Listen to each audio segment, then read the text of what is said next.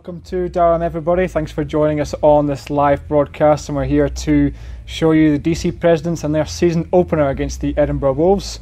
Stuart, it's a really good atmosphere is building outside. We've got the team just warming up outside here, and what an amazing facility, first of all. It's been fantastic. We arrived here last night, Alan, and we were greeted by Jeff Rutter and other members of the committee as well, and they showed us around this magnificent stadium and in the great complex as well, and the setup they've got here is absolutely fantastic, and it's certainly a template for other teams to follow. Absolutely great. Really, really good. Definitely, so we're really looking forward to it. But a little bit of tragic news this morning. We heard from some down at Peterborough and Cambridge. They're due to have their commemorative game. Unfortunately, the coach has passed away. He did, yeah. Coach Bob Shaw, he coached the Peterborough Saxons, the Cambridgeshire Cats, the Cornish Sharks as well, and also the London Mets. And unfortunately, he had a long-term illness and unfortunately passed away earlier this morning. And everybody here at GridironTV, and I'm sure the whole football community within the UK passes on their condolences, not only to these teams, but especially to Coach Shaw's family as well. And just the other day as well, we heard about an ex-Dundee Whaler player, Steve Walls, passing away from a very similar illness. So our condolences go out to Steve and his family and all the ex-former teammates of his as well. And you mentioned the charity game that Peterborough are having today on a US Air Force base. They're expecting over 1,000 people to turn up today and raise money for cancer awareness, and a fantastic thing for these two teams to do. And unfortunately, he's not going to be there to see this game today, but I'm sure he'll be looking down with some great pride, and hopefully two teams will put on a fantastic performance. But all that aside, we've got a great day of football. We had a number of games yesterday, so we'll just catch up with the scores from yesterday. With the Crew Railroaders, all narrow victories really yesterday. 28-26 winners over the Staffordshire Surge. And we've got the Bournemouth Bobcats as well. They were lost 9-7 to the Oxford Saints yesterday as well. And the Bedfordshire Blue Raiders were 19-16 winners over the Watford Cheetahs. And the Farnham Knights lost by 1 point to the Cornish Sharks, 19 points to 18. And some really good, really close games there. But one particularly, next we just mentioned Coach Shaw's team, Cornish Sharks, winning there. So I'm sure that'll be a little booster to his football and family down there as well. But we have a full card this afternoon as well, and we've got the game here. Edinburgh have travelled all the way down to Durham, and they're playing Durham Presidents. First game of the season for Durham, and we've had a chance to stand here and watch them warm up, and they look a fantastic side, very athletic side as well. Really organised, really athletic. Some guys who are brand new to the team but picking up really quickly. Other guys got a lot of years experience. If you've been online already on our YouTube channel, you'll have seen the interview we did with Matt Long, who's played for, I think he said, around 6 or 7 years, so plenty of football experience but new to the Presidents. But talking about the sort of the GB level coaches and the professional attitude that they have here in Durham, that just makes it so much more attractive. And it is a big help to players. If you've got the support from the whole club and you've got a facility like this, then it does inspire you to play a bit harder and turn up to all those winter training sessions and sprint sessions out in the park or in the rain or in the gym, doing all the work in the behind the scenes. Absolutely. And this is a second year team here in Durham as well. They only started last season and went 2-7-1 last year, but looking at a team at a second year with these kind of facilities, the number of players they've got in their squad as well. Some of them came over from Carlisle, some came down from Gateshead Senators too, and they've built a fantastic football environment for families to come down and watch the game as well. And I think from a second year team, it's fantastic, the vision they've got. So going to be a really big game here again. They're up against the National Division North champions, the Edinburgh Wolves, who are 1-1. They come off a back of a great victory against Dundee Hurricanes last week, 30-14. Now you were there to witness that, Alan. How was that game to witness? So it's a bit of a rivalry there. Dundee and Edinburgh had a lot of pretty intense matches over the years, but Edinburgh bouncing off a loss to start the season against Clyde Valley. I think they had to learn a lot from that one. Started strong. Their opening kickoff was a turn for a touchdown, so that really set the tone. Dundee came back. They did have the lead at some point, but I think it kind of showed the I'm not sure if it's fitness levels or intensity levels or something changed in the second half. Edinburgh seemed to take over, so they did really establish control of the game. It ended up something about 36-14, I believe, or something like that. So quite convincing in the end. Yeah. But tough start for Dundee. 2 losses so far, so they've got some work to do to turn things around. And they're on the early kick-off against Clyde Valley Blackhawks, and last we heard there in the first quarter it was still 0-0. So both teams got a lot to play for on today's game. But let's have a look at the other fixtures today. We've got the Coventry Jets, who are at the Yorkshire Rams. The Colchester Gladiators are at MK Pathfinders. the Kent Excels at Maidstone Pumas.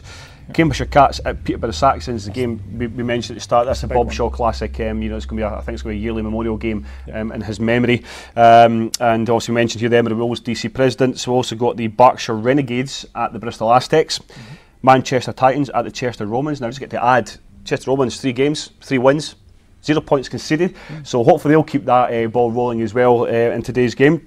Bristol Apache are at the Colchester Centurions. Game mentioned Dundee Hurricanes, Clyde Valley Blackhawks, as we've heard, first quarter still 0-0. London O's at the Ipswich Cardinals. The Birmingham Bulls are at the Doncaster Mustangs. The big game in Scotland today is the East Kilbride Pirates against the West Coast Trojans, so it'll be good to see how that one goes. And the Gateshead Senators against the Glasgow Tigers as well. So some really good fixtures. The one let's talk about, we just mentioned there, it was the West Coast Trojans against the East Kilbride Pirates. Now, East Kilbride Pirates, semi-final last year, narrowly lost to the London Blitz. West Coast taking that step up after losing in the final to the Sussex Thunder, very narrowly as well, 9-7. You know, how do we see that one going? We know West Coast have lost a lot of players. You know, Faulkner, their running backs out. They're, you know, Steve McGeorge, he's obviously taken a year out of football as well. They're their main receiving threat. The Trojans have lost 2 games now. 3-0 to Birmingham. They lost last week to the Sheffield. Can they come back? Is this just maybe this is another game? Maybe it's too much for them. It's going to be a tough game. I think some people have already admitted that. Pirates, we've seen, are consistently good. They've played at the top level for a long time now, and so plus there's the rivalry aspect there. So they want to make a statement, probably get as many points on the board as possible. But it's going to be tough for Trojans. They've got plenty of work to do. Wouldn't write them off, but it's you know there's plenty ahead of them. Absolutely, and again, let's get back to today's game. We've got the DC Presidents are just warming up on a bit. It's to the left of us here, which you can't see. We will be bringing this game live to you at 2:30 when it does kick off. And the weather here today, a little bit breezy, overcast. It has been raining. The conditions in the pitch are fantastic, great 3G surface, nice and soft. And it will get a bit slippery if the rain continues, but however, it's been not too bad so far. They're expecting about 500 of a crowd coming today, so that's nice. Another great thing to see. It's a nice stadium. It's not a big stadium either. It's maybe got capacity for about that amount. So as a result, you're going to have packed stadium, loud noise in a reasonably small stand here. So it's going to be good. We've got the music going. We've got cheerleaders, food. You know, there's a Harley Davidson group I think that are appearing. That's right, they are. Lots of community things going on to excite people to be here. So although it's a little bit drizzly, it's still going to be a good game for them. And the weather looks like it could clear up, so you never know. You might get some bright sunshine later on. Hopefully, fingers crossed. Where you guys are as well, you're enjoying the sun and not the downpours. Well, that's it. And another thing to give DC a mention as well. Some of their players and cheerleaders and coaching staff did a zip wire charity thing off the Tyne Bridge yesterday, and raised over £2,500 for their nominated charity this season, which is the RSPCA. So congratulations to DC Presidents, giving something back to the community as well. And so let's talk about both teams. Both teams are quite evenly matched in regards to their offence. They both go out and spread. Wolves go single back. So, but the defence, the interesting thing is obviously the Wolves are going 3-4. When a spread offence is easier, they're not going to get caught out pretty much on the longer passes.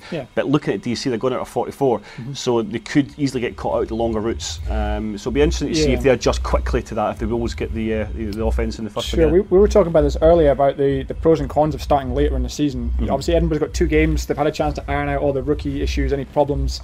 But they've also got a chance to pick up injuries. I think there's a couple of guys on the sideline there with injuries that are not going to be able to take part. A couple of starters, I believe, as well. So it's a back and forth. DC have had their pre-games, their pre-season games, sorry. So they've had a chance to sort of iron things out, but they've not been in any regular season action yet. So they don't really know what they're fully capable of, and neither does Edinburgh, and neither do most of us really. So it's a brand new prospect for us to see them this year. We've seen Edinburgh a couple of times, so it's definitely going to be an exciting game. I would see quite a lot of points going up on this one. I would think two aggressive offences that can get the ball downfield, whether it's through the air or on the ground. And some big playmakers on defence as well. Absolutely. And I was out in the field actually talking to a couple of the Wolves players, and talking about starter Stuart Harrison, quite a big threat for the Wolves. He's a starting wide receiver and also a kick returner as well, and he's out with a sprained ankle. And I was chatting to him just to see if he was able to sort of strap it up, maybe try the first quarter, but I think it's a bit more serious than that, and he's having a bit of issues there, so he's going to give it a rest and see how that goes for the rest of the season. So a big loss for them on offence. There's times when you've got to be smart about it. If it's the finals, you might push it. But start of the season, you've got to think smart, rest up, be ready for for next game, whether he's out for 1 game or 2 games or whatever. He's just and that's the coaching staff are also going to be guiding him on there, so making sure he's aware of what he can do and what he needs to do to recover. Yeah, absolutely. But I mean, it's certainly going to be interesting. I haven't seen the DC presidents up and close and personal before, and seen them warming up. They look very professional, great squad numbers as well. Yeah. And we've been hearing big things about their starting quarterback, Pete Rogers. Apparently, he's a GB, and he's quite a good player and quite a potent threat for them. And you see how he goes. And the coaching staff spoke very highly of him as well. So it'd be good to see him moving on in an interview as well. Matt Long. Yeah. Starting wide receiver as well and captain, so it'll be good to see him, and I believe he's part of the GB squad as well. So a lot of good talented players out there for DC. It's not just 1 or 2 key players that Edinburgh are going to focus on. It's 3 or 4, 5, 6, so even on each side of the ball. So they're going to have to keep their eyes open all the time. We see the coaches out there; they're all over the guys this morning, getting them in drills, getting them excited, and they do look really focused, but really ready for this game. So, where do you think this is going to be won and lost today, Alan? I think it's going to be won and lost on errors. So. Presidents, no regular season game time action so far. Are they going to commit errors? Are they going to make those silly mental errors or fumbles? Those will be the key chances for Edinburgh to turn over and obviously capitalise. If you can get a quick score after a turnover, that's going to be big for them. Edinburgh need to make sure that they just stay with it.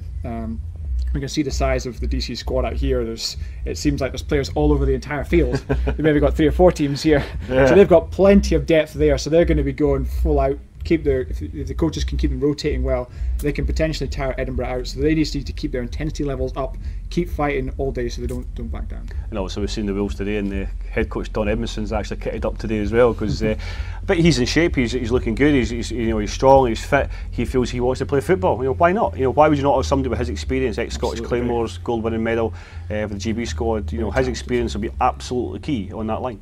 Definitely, it's that leadership aspect as well. He's a very kind of outgoing kind of guy, so he's going to be the guy that wants to just take charge and lead by example. So if he wants to do that by going on the field and making plays, then so be it. Hopefully he inspire the rest of the team to follow him. And also we've got Craig Chippy Lyle as well. He's come back to linebacker, so between the two of them it's a combined age of over 80. So so certainly lots of experience on the Wolves side of things. So let's look at big games we've got as well elsewhere. We talked about the Chester Romans. 3 games on the bounce now. They've won and haven't conceded a point. We saw them last year. The Wolves played them in the playoffs. They were kind of in it for the first half, but then kind of pittered away, maybe through tiredness, maybe because of a long journey. But it looks like they've got a fantastic squad together this season. They really do, and I do kind of think they were partially in the shadow of Sheffield last season, who had such a great season anyway. But now you mentioned no points conceded and 3-0 to start with, so it was showing people that they're not a second-class team. They want to go out and be that number 1 in the division. And we see the resurgence as well from the Birmingham Bulls. They're coming out this season. They got a good win up in Troon, albeit only by 3 points. But it's still, it's a win's a win at the end of the day. Now they're away to Doncaster Mustangs today. Doncaster Mustangs have got off to a great start this season so far as well. They're 2-0. So it'll be interesting to see, can Birmingham Bulls continue that progression and ensure they win that game as well. It's going to be a tough one to go up to do. And the Premiership South, we've got the London O's. Coach Ayoub's team going up to Ipswich Cardinals. London O's too strong, maybe? A lot of heritage there. Yeah, they want to be known as a team that's not behind the Warriors and the Blitz. Everyone seems to talk about them. They are a really strong team, very well organised, so they'll want to get back. I'm sure they want to put Ipswich away, no problems at all. Absolutely, and both Bristol's teams are in action today as well. They're the Berkshire Renegades against the Aztecs, and we've also got the Apache against the Gloucester Centurions as well. So a lot of big games there to come up, and certainly please do jump on our Facebook page or our Twitter. You can get us at Gridiron_TV, and on Facebook just GridironTV. You can see the fixtures on our Facebook page, and also make sure you log in later on today for the live coverage of this game here, DC Presidents versus the Edinburgh Wolves from 2:30. If you've got any comments, any suggestions you want to see, pop up on our Twitter. If you've got any scores, any news from any scores happening across the country, any junior scores as well, please tweet us, and we will try and make sure we get them out live on air, so we can keep you informed as best we can to let you know what the scores are, and at the end of the game we'll come back and we'll give you a roundup of all today's action. So yeah, absolutely. If you even go onto our YouTube channel as well, you just search for Gridiron TV on YouTube, you find all our old episodes, our old live broadcasts, and you will find this one as well. So if you're obviously if you're watching live now, that's brilliant. If you have to go away for work, or if you have to leave at any point, we will have the full whole game for you as well, so don't worry about that. Absolutely. So Alan, just before we wrap up just now, what's the prediction for you today for this game? I think there's going to be, I'd like to think there'd be at least 50 points combined between the two teams. I think that if the Presidents can overcome their first game nerves and first game issues, they could sneak this. Just sheerly by squad size and rotation and the number of individual key players that are there. But it's going to be close. I think maybe within 2 scores at the very most. To who? To the Presidents. To the President. I think so as well. I think the Presidents, you know, we mentioned about talking about rookies and things like that. They've brought 13 returning players from last year from their new squad, and a lot of the players they've recruited in have all got experience, especially at GB level as well. So I think that might well be the telling thing here against the Wolves. And in fact, the Wolves have travelled as well this morning. So, yeah, I think that'll be another win to the Presidents, maybe 2 scores. Absolutely. So, I mean, if you jump, like I said, if you go onto our Facebook, what we also want to find out is what your general thoughts on football, in particular senior football is. Obviously, I had a few change-ups in terms of league restructuring, and this is the restructure of the teams this year. Plus, we've had things going on in terms of, you know, management and change of people in the league. So we want to find out how you're finding football, even if you've got an unusual story, how you got into football. Drop us a line on the Facebook, or, you know, if you don't want everyone to see, you can always email us, info@GridironTV.co.uk, and then we'll try and see if we can share that, so you know, everyone can see how you got into football, because I'm sure we all took different routes to get into the sport. We certainly did, yes. We're all glad to be here, but I think we'll just sign off for just now, so don't go too far away, because we will be back with live action from the DC Presidents against the Edinburgh Wolves. So we'll see you back here in 20 minutes time.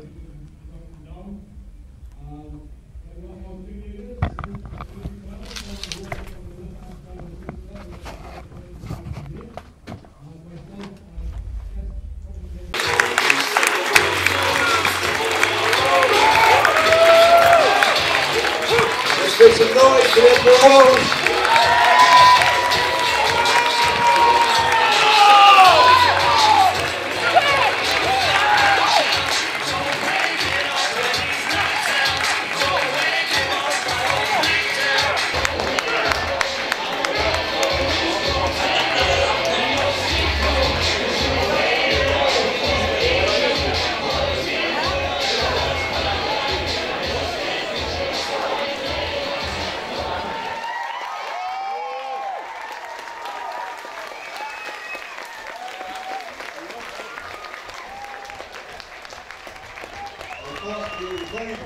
Very big one for 2013 DC Presidents.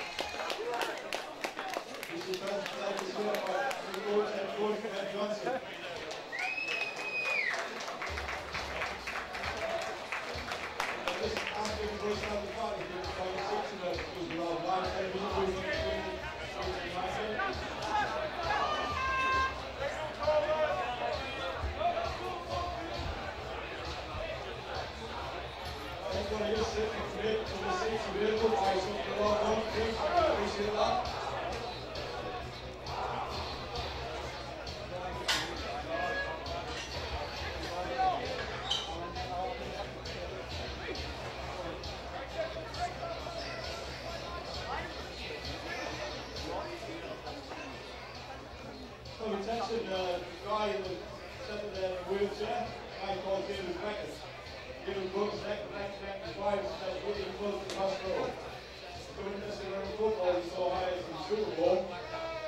The guy was in the NFL since 2002, and he realized David Beckett. And the game is back. Travels all over the country where playing football. Goes on to the rugby game. Also, a favorite place on the pitch. Wrapup, Roman Manchester, Rock House.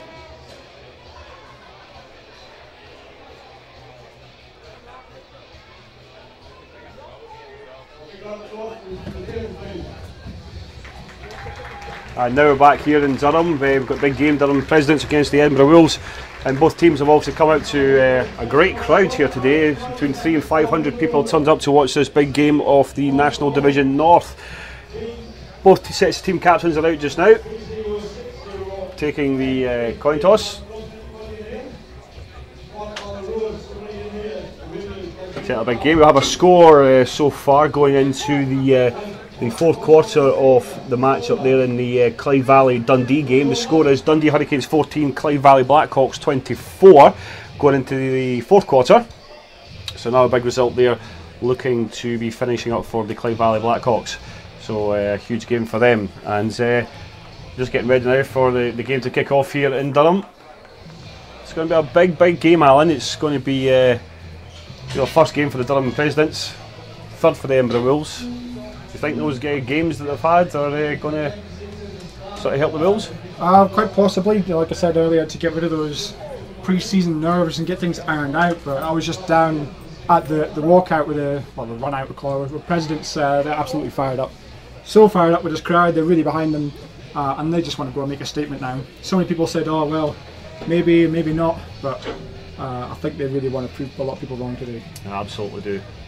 I believe there is going to be a moment's silence in memory of Coach Bob Shaw and also Stevie Wells as well, who recently passed away, who were two big, massive characters in the American football community, north and south of the border. So.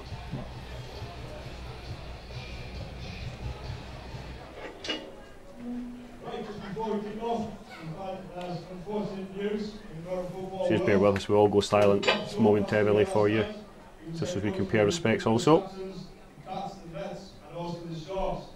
And also one of the Scottish players from Dundee, Steve Walls, passed away this week as well.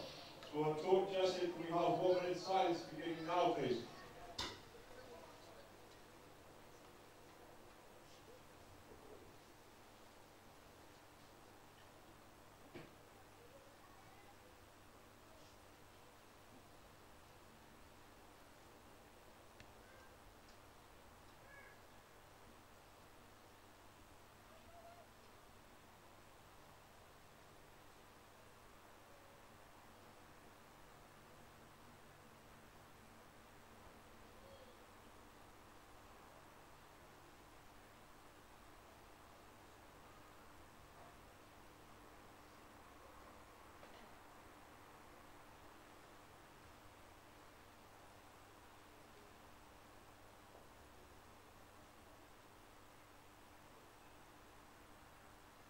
Thank you very much. Rest in peace.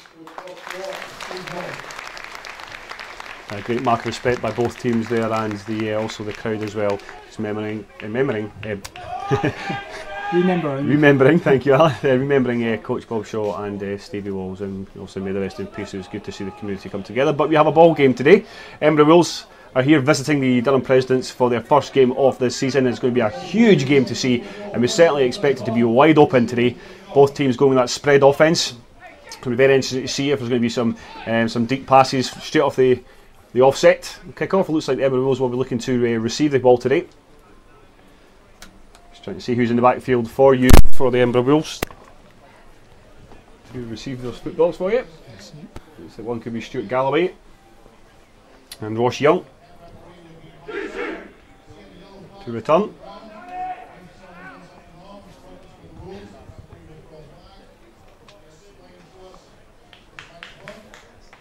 So very important that the Wolves get really good field advantage here. Make sure they try and pose a threat straight off from the beginning. Absolutely, it's a fast pitch out there. The rain's held off, so it's still pretty dry, almost dry in fact. so it should be a nice quick start to things.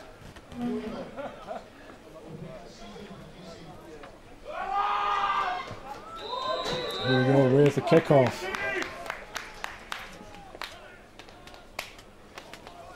Now Bumpkin with a kickoff. Great kickoff there. Straight down to right through the back of the end zone, so that'll be a touchback for the Edinburgh Wolves. They'll start that at their own 20. So here come the Wolves offense, led by quarterback Jamie Morrison. That was Danny Bumpkin there with the kick for DC Presidents.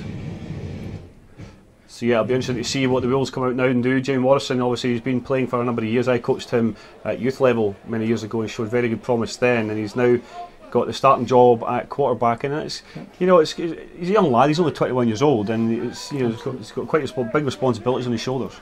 Yeah, we see you join number 2 in the backfield there, Steve Wilson, and had a really good game last week, a rookie, but certainly impressive so far. Here we go with their spread formation. The ball's handed off to the outside to Galloway, cuts back inside. Takes a hit early, and he's brought it down. That's going to be on the 27-yard line. Tackled by number 25, Adam Winstone, first tackle of the game. So a good start for the Wolves, get about a 7-yard gain. Very good start. He comes off in that motion and moves up into outside. He took an early hit, but he managed to bounce off and come outside. Looks like they're going to try and test him in all angles of the field. Let's see if they try and push him up the middle this time. We've got Callum Buchan out here on the near side.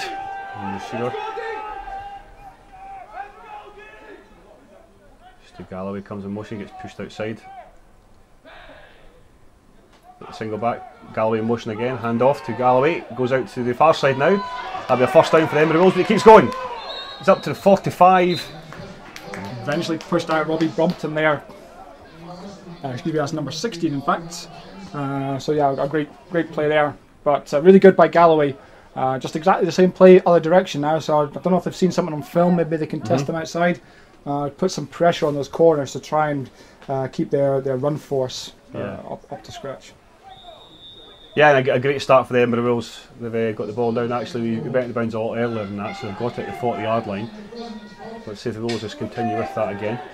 Jim Morrison look at Stuart Galloway, brings him in motion yet again. Fake handoff and reverse up to the middle. For number 2, it's Stephen Wilson. A gain of about 3 yards for the Wolves. Tackle there by Damien Georgiev. Excuse me for the pronunciation, but there we go. A few yards for Wilson.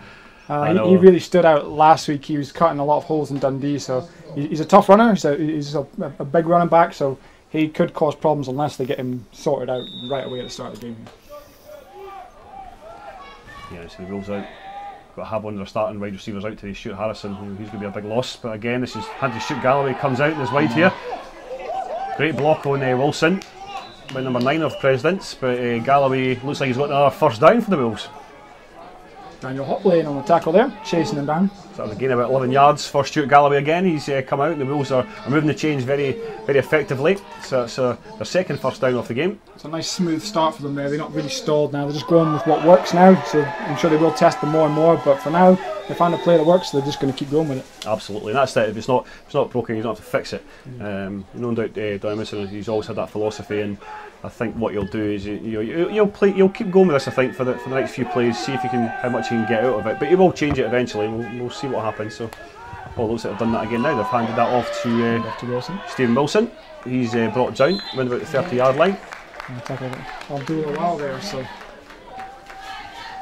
again, a yard or so for the Wolves. Again, off 4 yards for the Wolves. That's now second and 6. Very nice. Both teams look really nice and composed actually. They were fired up, but they're not overly aggressive, they're not overly hyped up, which is good, so it just means they're nice and in control. So we just need to wait and see what the Wolves come back with now.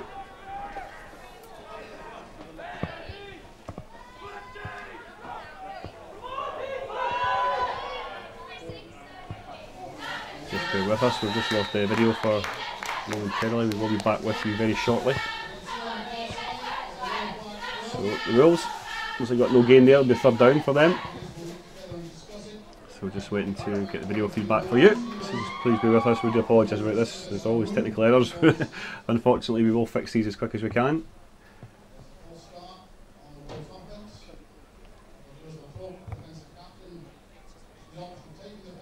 referee, there's a flag going to play, that's why the chains haven't moved or the down marker hasn't moved.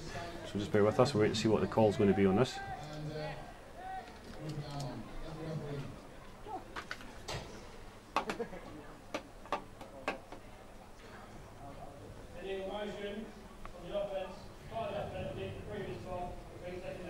It's leg on motion on the Edinburgh Wolves. A 5-yard penalty, so they get brought back to about, it looks like it will be the 2nd and 11 now. Yeah, so apologies for that little blip in the coverage there, but we are back, of course. So the first penalty of the game is on the Wolves for illegal motion on the offence. And I did say earlier on, penalties could be key and mistakes as well. Absolutely, and this is where you can't have that. You've got to make sure you make a mistake, fine learn from it, as long as you don't make the same mistake twice. You fake handoff to Stuart Galloway, he passes out the wide side here for number 19, Jorge Alonso. He's caught that, again about 2 yards or so. Tackle there by Daniel Westmoreland.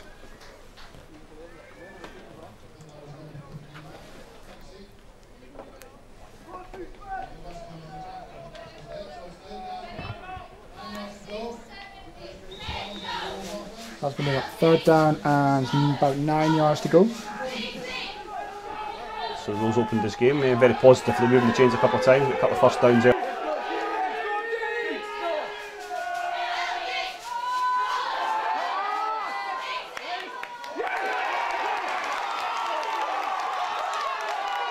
Rounds of his own 33-yard line, and number 19. Let's get a name for you on that one. It looks like that was Carl Slater with the interception. But we saw the ball coming out off the hands of young Jamie Morrison. It was tipped at the line, and it kind of took the sting off the ball, and it was caught with him. So unfortunately, it was intercepted. So the ball will be for the DC Presidents. Their first down. Let's see what they've got to do on offence.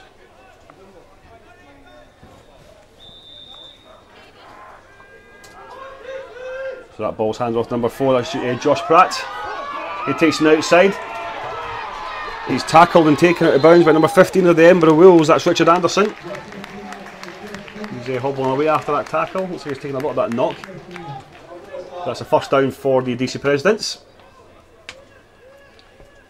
They'll have that on the Wolves 43-yard line. Again, a good start for the DC Presidents.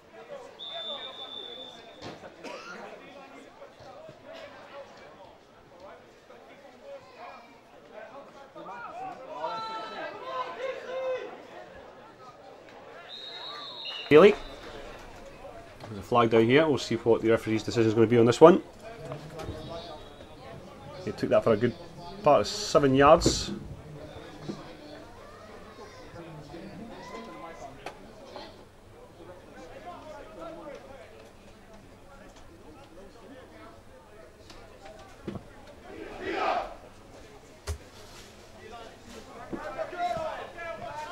It's the second flag of the game. We're talking about errors, Alan, and it's just hopefully both teams can maybe cut these out and maybe just pre-game jitters, I suppose. Get the cobwebs off. Absolutely.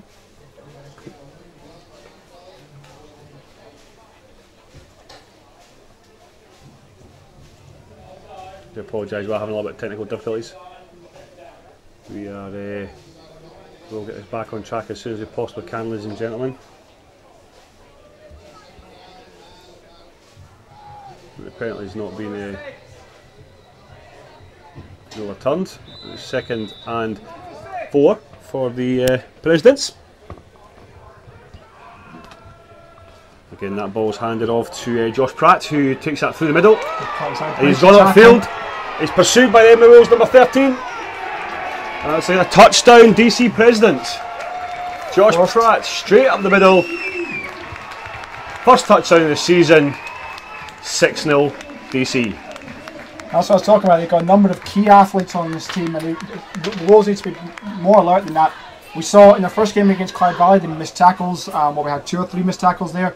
That's going to cost them dearly today if they don't fix that right away. Well, absolutely. And this is the first offensive drive of the season, not just the game for the DC Presidents, and they're going to be going for the extra point now as well. And see who the kicker is for you, number 84 for the Presidents. That was Danny Blomkin. He kicks that and it's good. It's 7-0 Presidents and their opening offensive drive of the season.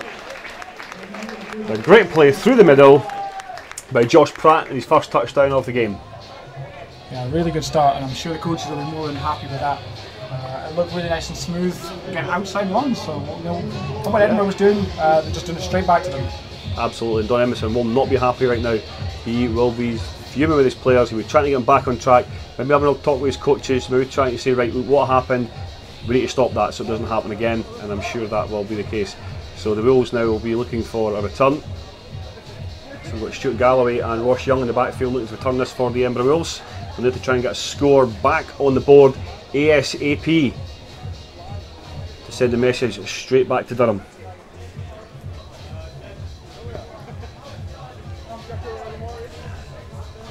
So we'll keep trying to bring you updates from scores from around the league. So remember, if you're out at a game today, send us a Twitter message, just at Gridiron_TV, or if you prefer Facebook, that's also good. Just search for GridironTV, like our page, and then you can leave any comments on there. You can also find out what the scores are from the other games from around the league as well. Absolutely, yeah. Because there are some teams out there, unfortunately, who do not tweet as much as others. It's always nice to know. Oh, the ball's in and out the hand of Stuart Galloway. It bobbles off him, he grabs it, he's retained it on his own 15-yard line. That was so lucky. Took his eye off the ball momentarily, bounced off his chest, rolled out 10 yards in front of him, but he's got the speed to recover that. So the Wolves will have the ball on their own 15. Another error there, so I'm not sure if that's nerves or something. Maybe they're just a bit surprised that they didn't expect that from Presidents early on. And Stuart Galloway, he's a seasoned veteran. He knows better to take his eye off the football, especially when he returns all the time for the Wolves. So he's really got to stay on top of that, maintain his discipline, keep his head up as well. Jamie Morrison now, still in the spread formation. Hands the ball off to Wilson. Wilson cuts back up middle of the field. He's brought down. He's tackled. Good swarming tackle there, stopping him from getting outside again. Yeah, it was Daniel Hopley, middle linebacker, coming straight through to meet him.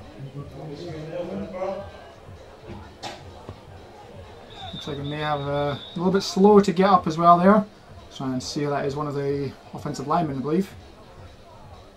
Number 72. So a little bit of a knock taken there. Just trying to walk it off. But yeah, that's Michael Frood. He's hobbling off to the far side.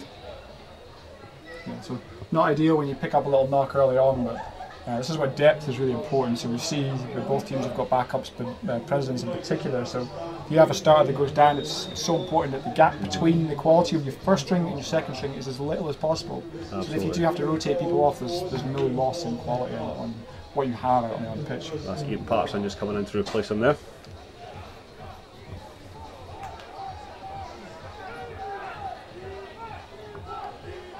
So here we go, second down and 11.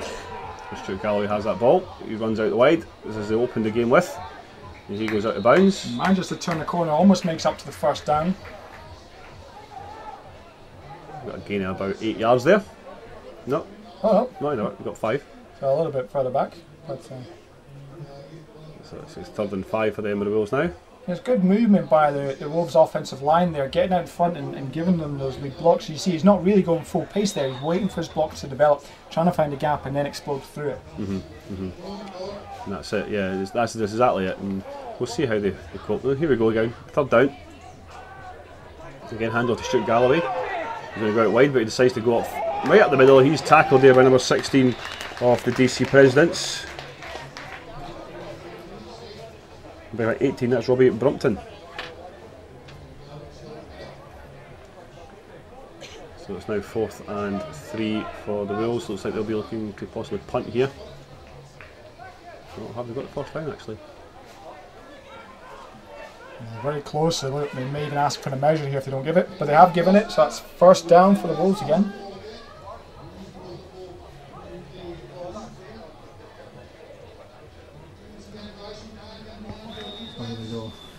Goes back out on it now. So they've got the first down, so they'll have that on their own 25-yard line. We thought that was just shot was given it, so there's Wilson straight up the middle. He's brought down by several DC players. They got a gain of about 2 yards.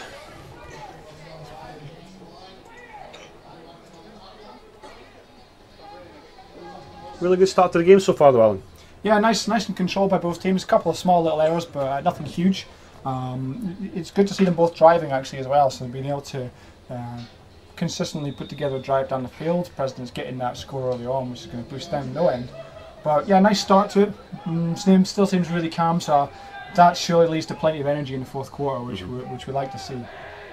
Yeah, it's going to be the survival of the fittest in this game, I can tell you that much. And it's passed off to Wilson again, who tries to move through the middle, looking for the gaps to open up. Gets again about 2 yards. So it looks like it's 3rd and 6 for the Wolves. President's defence starting to clock on to what the Wolves are doing, and that's really important to understand what the other team's doing. Coaches analysing each other and making those second and third adjustments during the game. Yeah. But it was a nice move by Wilson there. He was going to go on the outside, decided against it. He saw that there was absolutely no way to move up down the outside, so he decided to go on the inside looking for the gaps. Got a couple of yards there for his team. Yeah, 3rd down and just about 5 yards to go. Marson dropping back to pass, looking deep through the middle. Overthrows Galloway, and that falls incomplete luckily, just over the head of the President's defence. Yes, that's 4th down. Wolves bring on the punt unit now.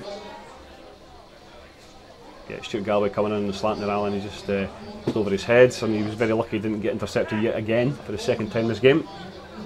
You're very, very careful of that now. Certainly have to make sure he clears that line, because it's quite a big defensive line DC have, and obviously we saw in the first pick he got that tipped, so he needs to make sure he clears that and finds his receivers who are open. There you go, Marson back into punt here. That's a good punt. Nice deep punt there. Picked up and bobbled at the 27-yard line. Trying to get inside. It's all running. Down the sideline with blockers. Breaks another tackle. And down at the 15-yard line. A nice return there. A few tackles. That's Alonso. Bringing the tackle down. That's certainly woken the crowd up as well. It certainly has. There's a good crowd today as well. You know, it's about between 300 and 500 people who have arrived today. There's also the Harley Davidson local motorbike club has arrived with the motorbikes. We've got Football America outside, and we've also got the RSPCA, who DC have elected as their a charity for this season, and they've raised over £2,000. So congratulations to them for that. That's really good. That's really good to see teams backing a local charity, and a good number of teams have that this year. Absolutely, it's always nice to give something back to the community, and DC have done that extremely well, especially when you zip wire off the Tyne Bridge. Again, offense now. Dropping back, throws to the corner. Bobbled and almost caught in the end zone there. That was aimed for Alex McPeak, but that was just too far ahead of him there, so it's an incomplete pass. So it's now 2nd and 10 on the Wolves' 15-yard line.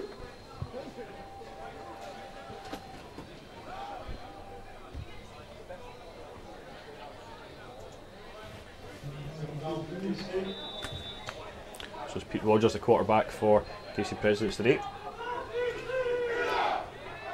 And here's Matt Holt with a single back. That's thrown out wide. That's caught for a reception.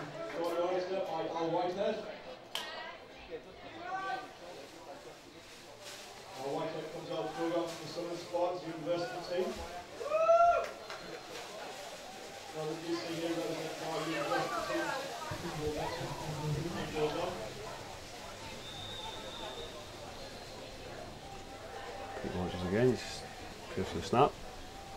Going for the pass this time. Goes up, looking for receivers. That's intercepted by the Edinburgh Wolves. Number 26. Kieran Smith, and he fumbles it. It's still loose on the ground. There's a scramash on this pitch at the moment, scrambling for the football. We'll see who's going to come up with this one. Looks like it is a Wolves ball though.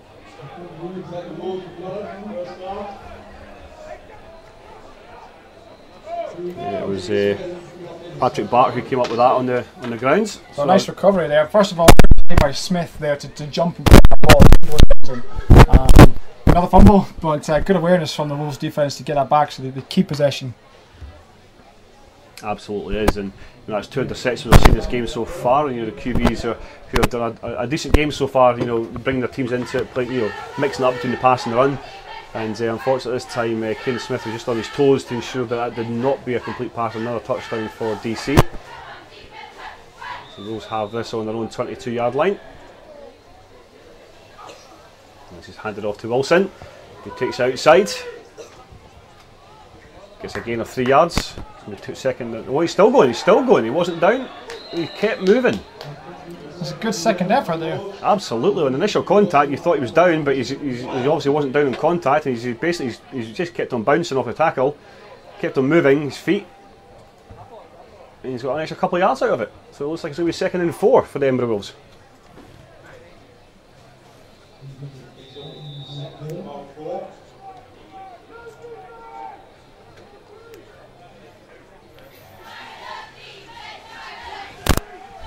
We'll hand off to Stuart Galloway.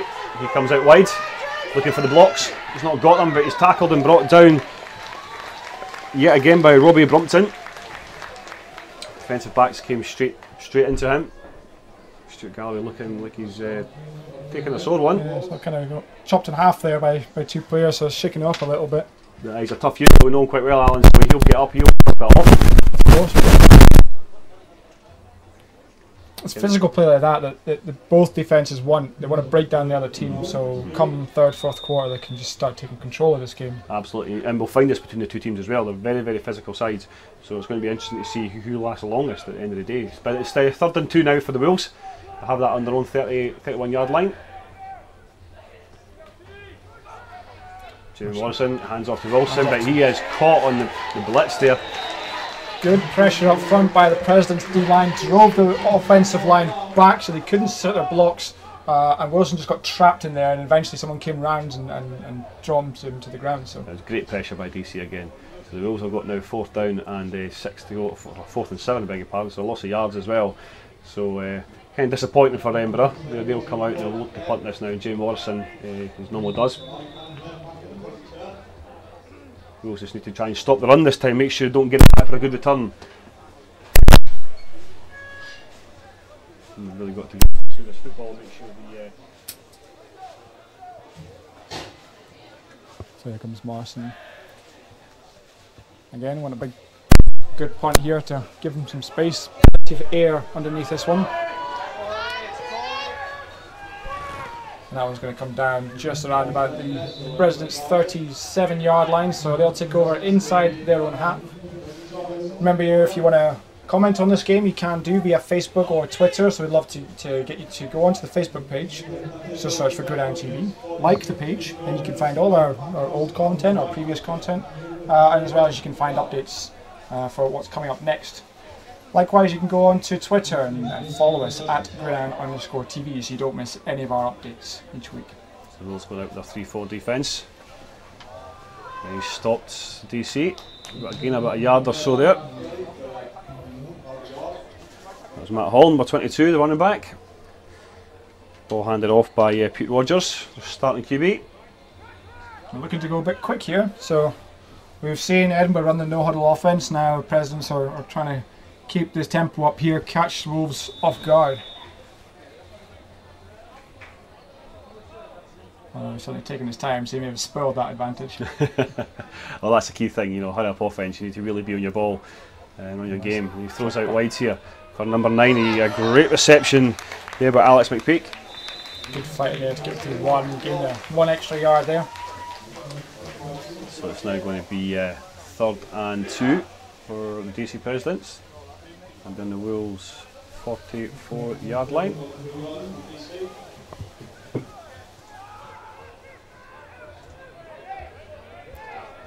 So teams mixing up between the pass and the run.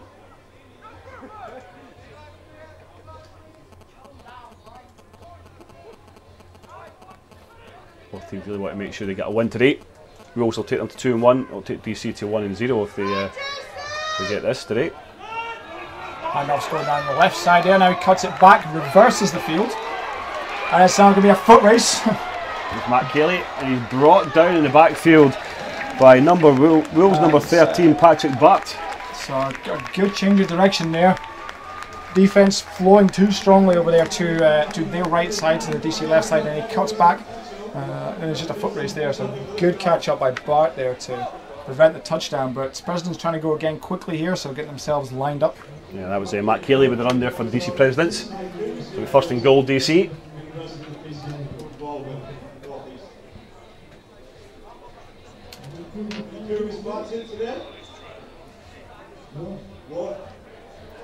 There you go. What do you expect here? Run or pass? I'll go with a pass.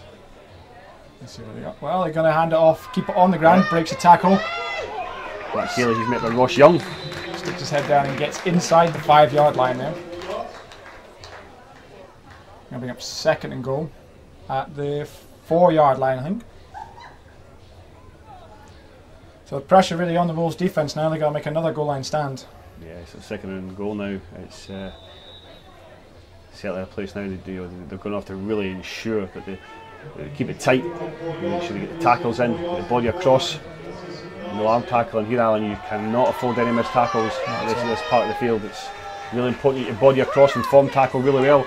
And that's a Kiwi keeper. He goes out wide and he's gang tackled by the Edinburgh Wolves.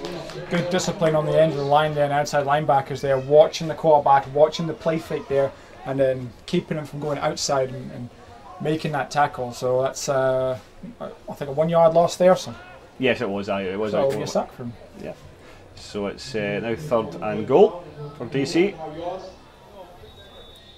Score still DC 7, the Edinburgh Wolves 0.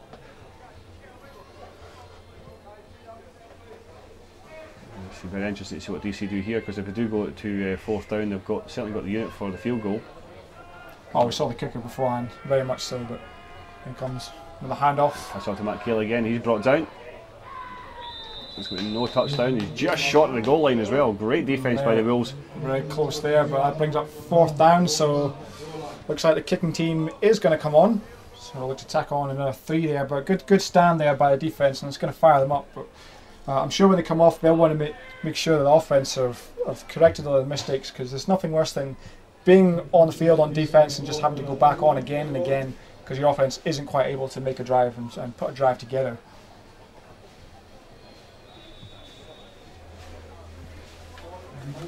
So a nice short field goal for them. And this is Danny Bumpkin again with a field goal. And the kick is good, so that takes it to 10-0 to the Presidents here in Stadium. And thank you very much for watching us live on GridironTV. It's very important the Wolves really try and get some kind of score back together, try and get an early field goal themselves, but a touchdown is what they need, and certainly want to try and bring their confidence back in. What you don't want to do is go behind too early by too much, especially going into the half. You want to make sure you're within touching distance, so they really need to make sure they end this quarter with a scoring drive. Yeah, of course. Although they do have the advantage of those first couple of games they've already played, they have gone behind before, so even especially some of the rookies, not just the veterans, will understand what it's like mentally to go behind and what it takes to try and come back. So they had the first loss where they didn't even score against Clyde Valley, so hopefully they'll have learned from that. And from their point of view, they need to then just go, listen, whatever happens has happened. Yeah. We just need to get on with it now. They absolutely do, and there's nothing you do about that now. It's just a case of just trying to work on your own game plan. Make sure you stick to that, make sure you execute well. Again, we've got the two typical returners for the Wolves, Ross Young, number 44, and number 81, Stuart Galloway. Stuart Galloway's had a great start to this game so far. Some good first downs, no doubt you'll want a touchdown to add to that as well. So the Bumpkin now for the DC Presidents to kick off. So the kickers anywhere near the kickers, or the kicks it away. Great hang time there. Straight to the hands to Stuart Galloway. Again, it bobbles off his chest, but he's got it in his hands. He comes out wide here. And it comes out to the 20-yard line, but we do have a flag down at the kick. I think we actually had someone offside there. So let's see if the Presidents, the Wolves, in fact, want to try and get a better return on this and get a re-kick, or maybe they just take it from the 20 and get their offence back on the field. Oh, we'll take it from the 20 because the flags are not added on to the kick return. We'll see what happens, see what the referees do. What the Wolves captains want to decide on that one. Me personally, I would just take the others on the kick-off. Depends what the call is, of course. Let's make sure if it is offside on the kick-off though.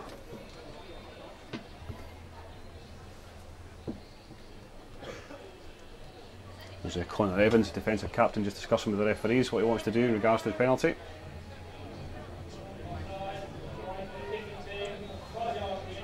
Yep, so the Wolves are taking the 5 yard for the end of the run, which is a smart thing to do. Yep. What you don't want to do is being caught back there and actually losing 10 yards. So they'll take that. It's a positive move for them.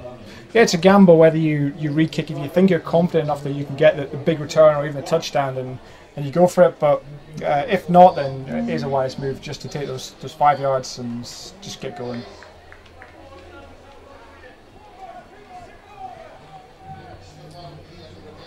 Will have it on their own 26-yard line. A big drive for them. They really need to try and get some kind of points at the end, if there's even as a field goal or something, just to get back on the board. Jamie Morrison looking out for Stuart Galloway. He's in the air, it's come down, it's been almost intercepted by DC, just got on each other's way there. It could have been intercepted. What a dangerous throw that was. He threw it up, there was 3 guys there, so that was triple coverage, and threw it inside. So not the best of throws, but then you might say that Galloway could have gone up and jumped for that. Possibly, yeah, triple coverage. It's not easy to try and get that as being a receiver. Sure. But then DC Presidents had that. They had that in their hands, sure, but they just ran into each other, and it's, you know, well, luckily for the Wolves, they've got a chance to go second down. Yeah, good to see that they're trying to be aggressive and get downfield, though. Absolutely, yeah, absolutely. Now we did question, obviously, their 4-4 defence against spread. And if you do that, you kind of got really kind of adjust to make sure your guys get in the backfield quickly, and the Presidents are doing that well, and that's a keeper by Jamie Morrison. He's run out of field, looking to get the first down. He's got the first down, he keeps going, he's brought down by number 50 of the DC Presidents, that's Lee Soar. Nice run there by the quarterback, and just puts it into the DC's mind that, oh, this guy can run it as well, he's not just handing off or throwing it. So they're just going to have to, middle linebackers there, and the back linebackers are going to have to pay a bit more attention to him. Absolutely got to. Yeah, they've absolutely got to. I mean, we see this happen in the NFL all the time, Alan. We talk about Kaepernick and guys like RG3. Now you've got a quarterback that can, has got the mobility like that. Not obviously Jamie Morrison's like a Kaepernick or an RG3, but if he's got some kind of mobility where he can move and run the ball, that makes it 11-11. Sure. You've got to make sure you've got to have someone looking at the quarterback at all times, so it kind of takes him away from the coverage in regards to any receivers. So. Yep. Well, that does it for the end of the first quarter. So it is 10-0 to DC here in Durham. Let's see if the Wolves can get back on track. And I mentioned there, if the coaches are wise enough, they can really use that to advantage and get them more involved. But I think for now they need to just to continue with what they had planned originally pre-game. It's probably a bit too early to abandon your thoughts, even if you go a couple of scores down early on. No, absolutely. It's still got plenty of time in the game. Yeah, you still got to get plenty of time for your plan to materialise and just stick with it and see what happens. I think in the half time, if it's not happened by then, they need to maybe change it a little bit. But Stuart Galloway again comes on the outside, just adjusts, moves his feet quickly. He's brought down eventually by 2 DC players on the outside. So there's no gain on any kind of yardage here, so it'll be 2nd and 10 for the Wolves. Galloway a little bit slow to get up again. But, that's good pursuit outside, good flowing of the President's defence there to keep up with him.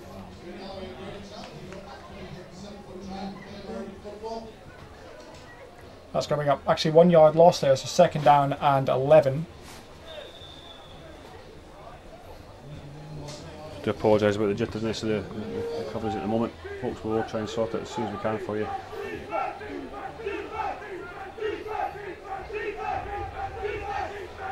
DC still sticking with a 4-4 defence. Morrison's going to keep it again. We wrapped up well this time. Number 29 in on the backfield there to stop him going any further. Let's have a look and see who actually. So great play there. We've seen him once before, so it's a quick adaptation by the Presidents to shut him down. Yeah, that's Graham Boyle, number 29 for DC Presidents.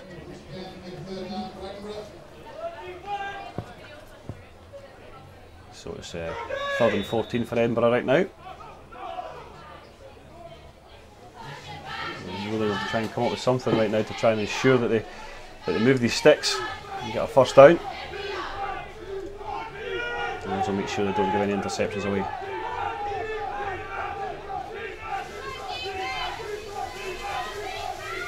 Also just sort of moving up into the slot position there. Jamie Morrison looking up, going out wide. That's gone for Duncan Tanner, who catches. It looks like he's got the first down now. Fantastic reception by Duncan Tanner. Good throw by Jamie Morrison. Went 5 wide, the Edinburgh Wolves there with no backs. And it's worked off for them. It looks like they're not given the first down. It looks like he did get it, but the referees have given it short.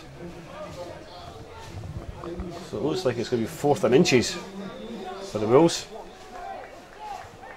We'll see if Morrison keeps this and tries to get the first down, or he hands it off to Wilson. We'll see what happens.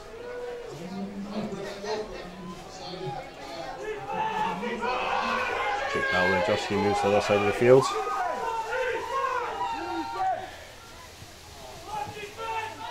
Comes in motion. Take handoff to Galloway. Jamie Morrison moves up the middle, and he's got the first down. The first down on DC President's own 43-yard line, 42-yard line, I beg your pardon.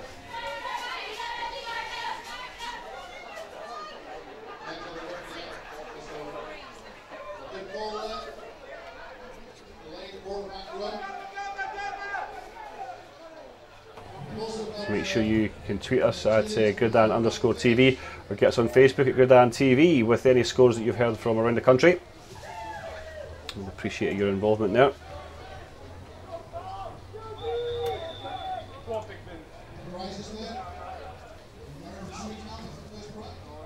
Jamie Morrison cuts back, moves up to the middle again. He's missed tackles by DC through the middle. Gains about 5 yards there for himself and his team. Jamie Morrison is stepping up to the plate here to show guys how to actually run through the middle. And he's gaining the yardage, he's eating up the field. He's leading by example, as quarterbacks should be doing, but he wants to make sure he keeps himself healthy. Takes the instruction from the sideline and moves back into the huddle. Wolves taking their time at the moment, they've gone away from the no huddle.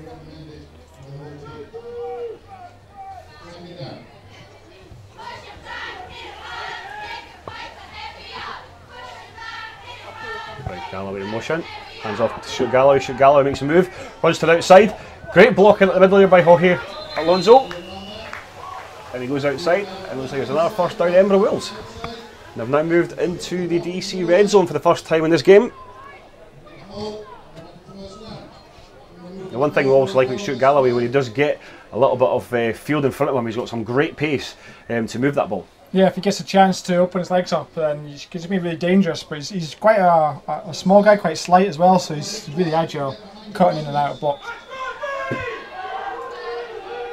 got very quick feet as well, so he's very good to adjust and find the holes. And Jamie Morrison away from the pass, looks up for his into the end zone, and that's intercepted in the end zone by the DC Presidents, number 19, Carl Slater. Great play there, snuffs out the Wolves' drives. That was also intended for number 19 in the end zone, so good play there to stall the drive, but otherwise some more promising views of Edinburgh trying to get back into this game. The thing is, well, there was really no need to do that there just now. It was the first down. There's absolutely no need. You could have ran it for an extra few yards to try and get closer to the goal line, but they went for it, and it's not paid off. And well done to DC. Getting the coverage, make sure they're covering their man.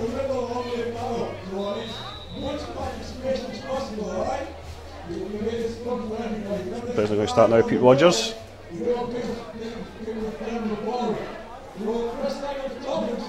Getting hands out of number 32 for them. That's Matt Cayley. He plays a couple of tackles. Gets a gain of about 9 yards. He could be just short off the first down. We'll see if the referees have to bring out the sticks to measure this.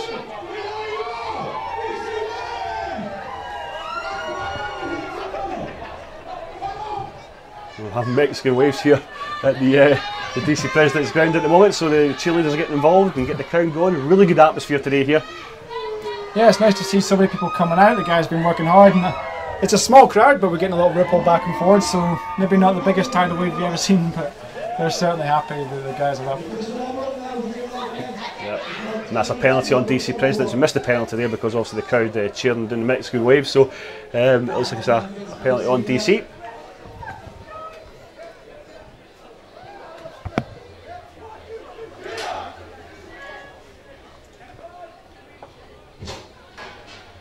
It's a 10-yard penalty as well. So it's going to be 1st and 20 for the Presidents.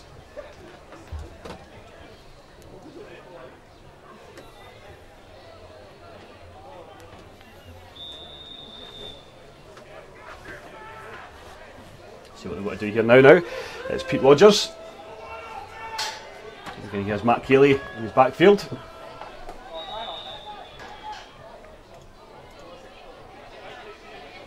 Time out, DC Presidents, before the delaying game. It's a very smart move. That's good there. It shows there's a lot of experience in that coaching unit for the Presidents. There are some GB standard coaches, so they're good at reading the game, good at understanding what's going on, and making sure they don't give away anything stupid like that. Yeah, absolutely. So there's a signal for a time out to DC, but we'll see. The referees are all huddling up themselves. I think they've called a time out on their own, but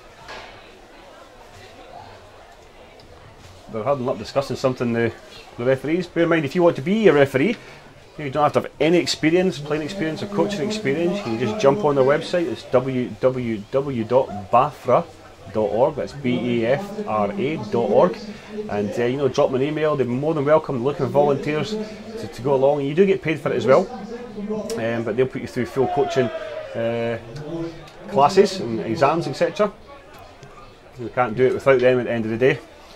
Yeah, it's a tough job being a referee. We've said it before, and we'll probably say it again in the future, but these guys do a good job. There's a flag there. Looks like you're on DC. The false start. Yeah, it's tough work being a referee, but it probably gives you one of the best views of the game if you're not playing yourself. We've got the guy standing right there, so you never really get a better opportunity to see the game. And they've all got plenty of experience of the game in different forms, so that really helps, and obviously it's essential for these games to go ahead. Yeah, absolutely. So that was a false start on Nathan Smith off the DC Presidents. Just too eager to jump off his line there, the wide receiver.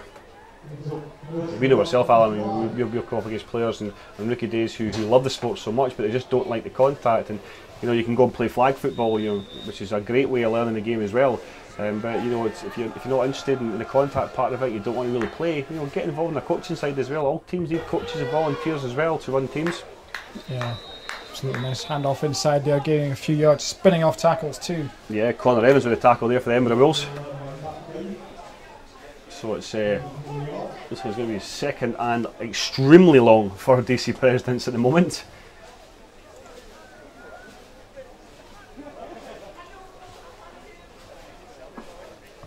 Certainly shooting themselves in the foot at the moment with these penalties, giving away 2 consecutively, and it's costing them distance. Yeah, things starting to slow down here, definitely. A few mistakes creeping in, so maybe that focus is drifting slightly, but we'll wait and see. Oh, almost intercepted by the Edinburgh Wolves, but that was a great reception for number 88 of the DC Presidents. Little swing pass there, maybe not the most advised throw. He got kind of lucky there. It was number 14, Steve McDonald there, almost making the play on that one. Yeah, absolutely, and that pass also was intended for Al Whitehead, the wide receiver for the Presidents.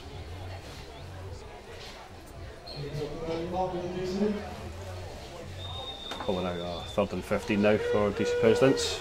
They can try and make this count. And that's handed off to Matt Keeley, who moves on the outside, but he's tackled by the Edinburgh Wolves. So that's again about another 4 yards there for them. That's going to bring 4th down and long, so the punting team are on again. So it looks like both teams have really sized each other out here, getting understanding. So who's going to be the first coaching group to come up with the play that breaks through? Who's going to be the first player on the field actually that just makes a play, breaks those tackles? That's going to be the difference. And both teams will want to secure the domination of this game before going into second half. Yeah. That's things. I mean, the Wolves are only 10 points down, and they started the game quite well. A couple of silly interceptions that didn't have to do, but these things happened at the end of the day. But they're still within shouts. Still the second quarter. Shout for a fair catch. What are you doing? What are you doing? He called for the fair catch. The ball bounced. He pushed it out the way and left it. Wow, that is a mental error. Mental error there. Not quite sure what happened, but Connor Evans called for the fair catch. You just let that go, and you do not go anywhere near it, son. Now that gives the DC Presidents fantastic field position now to push for the second touchdown of the game for them. Now these are the things and these are the mistakes that need to be ironed out on the training field and not here in an important game of the season.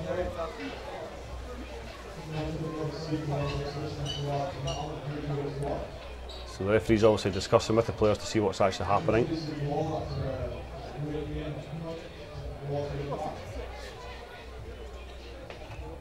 He did put his hand in the air, he did call for the fair catch.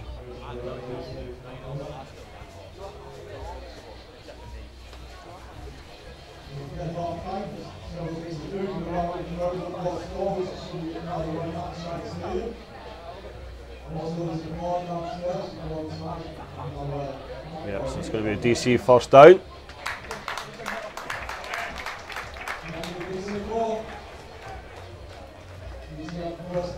Sure, the coaching staff have a few choice words there with Connor Evans. A stupid mistake, so he's got to come up with a big play at some point in this game to make up for that error now. DC having the ball on the Wolves' own 14-yard line, and this is just not a place you want to be giving this offense the ball. No, we've seen how dangerous they are in the past. We've seen them being able to convert. At the very least, they're going to get a field goal from this if they hold on to the possession. So.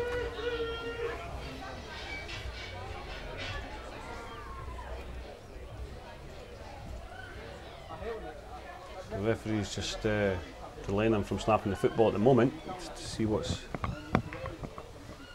Head coach Don Edmondson having a word with the referee. Obviously not happy about something. So the game get underway now. DC Presidents have the ball on the Wolves' 14-yard line.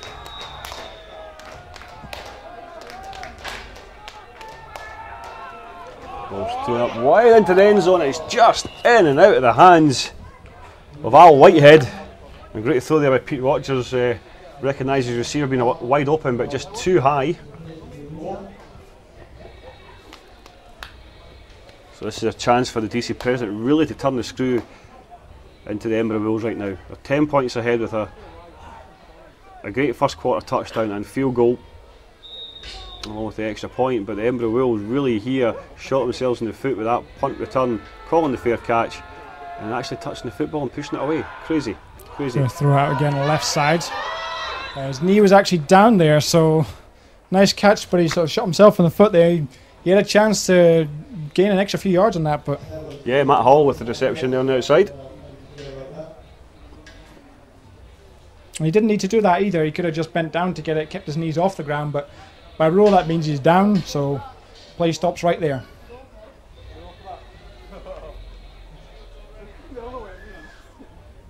So we go on a third down and long. Third down and about 13, 14 to go.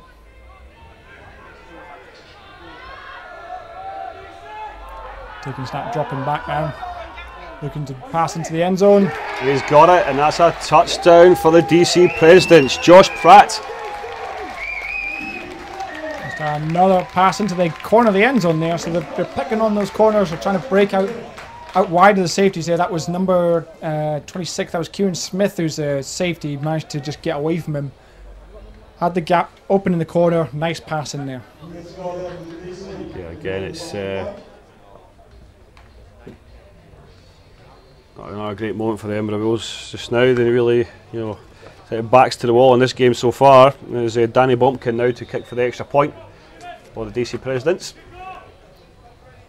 He's been reformed, he's kicked a field goal, and this could be his second extra point. It's held and it's good. So the score now 17-0. 17-0. They're also going to update you, just looking at the scores coming through there. Full time is 31 points to 14 for Clyde Valley against Dundee. So Dundee dropped to 0-3. Clyde Valley now at the top of this division. So see Edinburgh and DC there, they're rivals. So great start by Clyde Valley. Absolutely. In the first game we witnessed ourselves 26-0 win at Meadowbank Stadium. It was certainly a shock, really, to be honest. I mean, Clyde Valley have always been a decent side, but Edinburgh Wolves being the national champions, divisional champions, beg your pardon. And we always thought they were going to be favourites to win that, and then to lose 26-0 was all credit to Clyde Valley. A good game of football that day. But here, the Edinburgh Wolves see themselves behind just even before half time, 17-0. And I can tell you right now, you and I both experienced the wrath of Don Edmondson at half time going behind, and he will not be happy. He will not be happy one little bit. And he'll be making sure the guys know that. The fact that it's not the fact that they're making errors, the fact that he knows that they can play better than this. Yeah, this is basically a repeat of their first game against Clyde Valley, where they just went down and just kept giving up scores. So They should all know what to experience by now. But like you said, it's the coaches who's definitely going to have a word with them. Absolutely. Need to fix this before half-time. So the kick-off's good. Straight into the hands of Ross Young. The opposite field for him. He comes outside and he's tripped up there. He's brought down. So unlucky. He's got it just in the. He's on 21-yard line. So Edinburgh need to come out with something big right now. They need to try and a big pass play across the middle. Try and go a post route and just try and get something big. Yeah, they need to change it up. Really, what they've done so far has not worked. So they need to come out and think, where are the holes in the defence and just how we're going to get it there. And that comes down to the coaches, yes, but also the quarterback, just seeing gaps in the defence, just figuring out what his playbook can give him to take advantage of that. Absolutely. So it's passed off to Stuart Galloway. He runs up the middle, got a gain of about 3 yards there. It's also important as well as a player, if you see something that your coaches aren't seeing, you've got to go and relay that back to your quarterback. Or if you're coming off and you're on the touchline, you see something. It's not about being on the pitch and playing all the time. You've actually got to be able, if you see something, you've got to say to your coach, hey coach, look, I see this happening. I see this player wide open. He's maybe not as quick on this route. You've got to pass that information back. You have to do that. So all these players, there's no sense in them just standing there chatting amongst each other of who's going for a pint next week or whatever it may well be. You've got to keep your eye on the game. You've got to try and give something back to the coaches. Of course, the whistle, that play's blown dead beforehand, but we see both teams in between. You'll see the other half of the team, so the offense or the defense, they're off the field, they'll be huddling up, and as a coach at the centre of each of that huddle, and they're doing just exactly that. They're saying, what have you just seen? What do we need to do next time? So both teams hard at work, probably Edinburgh more so than DC right now, but both of them trying to figure out how to get further in this game, and Edinburgh need to come up with something on, I think, defence. First of all, they need to just tighten up on those tackles. A lot of missed tackles, which did give up the first score, and they're giving up too many missed tackles, which are giving DC easy yardage. Yeah, and they've got to delay a game as well. So, these things are all going to start creeping in if they do not sort something out very quickly and start raising their heads. And this is what we're saying. A big play will give them a little bit of confidence. Or score like a field goal or a touchdown. Will bring them back into this game, but they need to cut out these stupid errors that they're doing right now. Offensively, I think they just need a little bit more inspiration. See, the heads haven't gone down, but it's just gone a little bit stale there. So that just comes from the veteran guys in the huddle, just having a word, just perking up the rookies, and just working together. Also comes from the right play calling. So the coaches need to get something right and get them back into this. Yeah, it's all about identifying the weaknesses in this defence of the DC Presidents, which we haven't really seen much of, any weaknesses from them. They're very quick, they're very mobile, very hard to break down. We'll see what the Wolves are going to come up with now. So here we go then, second down. Another handoff outside to Galloway, but this one going nowhere but backwards. Eventually run out of bounds there by the defence. So Presidents have caught on to that play pretty sharpish.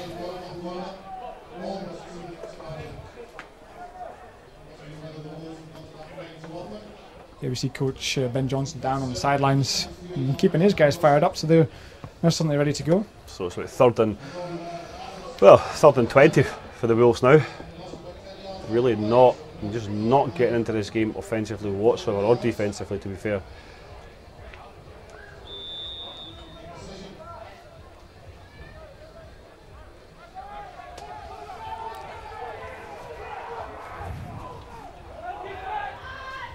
What they need to try and do is just, if they can't get a score, just try and get into the second half and try not to make it any worse than it already is, and try and regroup and come up with some ideas. And yeah, nice little pick up there. Duncan Tanner with a reception. That's going to bring the punting team out again. But when it comes up to half time, we're not quite there yet, but we'd love to hear your opinions on this game. If it's the first time you've seen the Presidents, what do you think of them? Are you impressed with them? Also the Wolves. So let us know what your thoughts are. Let us know what your thoughts are on your own games as well. So if you're somewhere else in the country and you're watching another game on the sly and watching two games at once, then do let us know.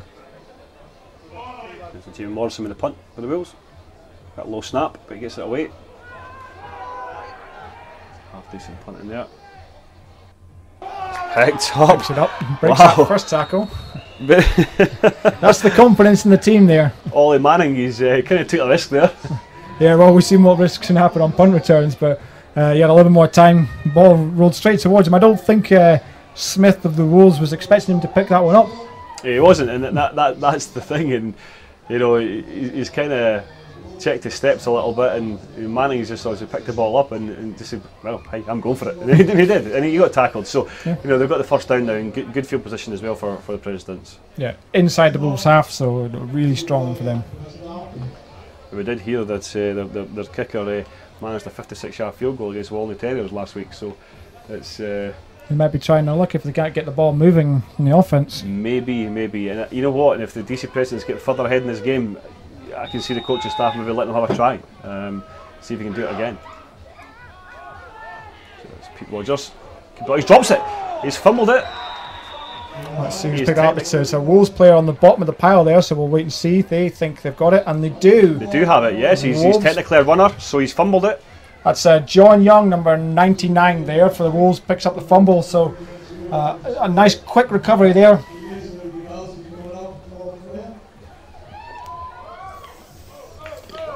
And that brings on the offence once more. So Pete Rogers with the error there now. So it's DC Presidents are coming up a few errors as well, so they need to be careful as well. So they've got 17 points ahead, they're playing really well. What they can't do is then hand Edinburgh this game. They've got to let Edinburgh work to come into this.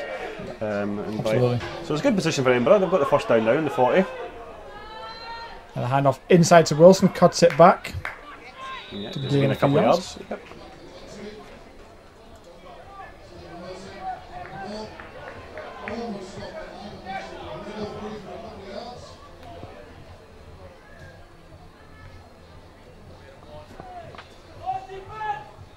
See what Edinburgh can try and get the other first down and move these chains before the second half. Score still DC Presidents 17, the Edinburgh Wolves 0.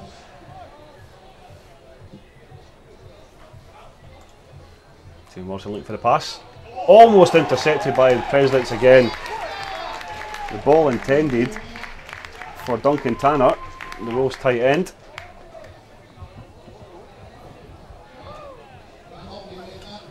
Great coverage by DC there to ensure that they didn't get the completed pass. So now with 3rd and 8 for the Wolves. Now we talk about athleticism of the DC offence. Their defence is just as athletic. Yeah, lots of real good athletes on both sides of the ball here, and it's a fast team. They're quite fast all around here. So that's the way they've been able to shut down the Wolves' offence on the outside, and also they sort of reverse and counter plays. Morrison looking for the pass to Stuart Galloway. He's met there with a great tackle by the Presidents. Just try to see get the number of the tackler. That's Galloway getting slow to get up again, so he's certainly taken a few knocks today, but he's still going. And that's 4th down once again for the Wolves, punting team out again. It's number 5 to back for DC to receive. It's Ollie Manning. He's opposite number 5 for the Wolves, Jamie Morrison going to punt.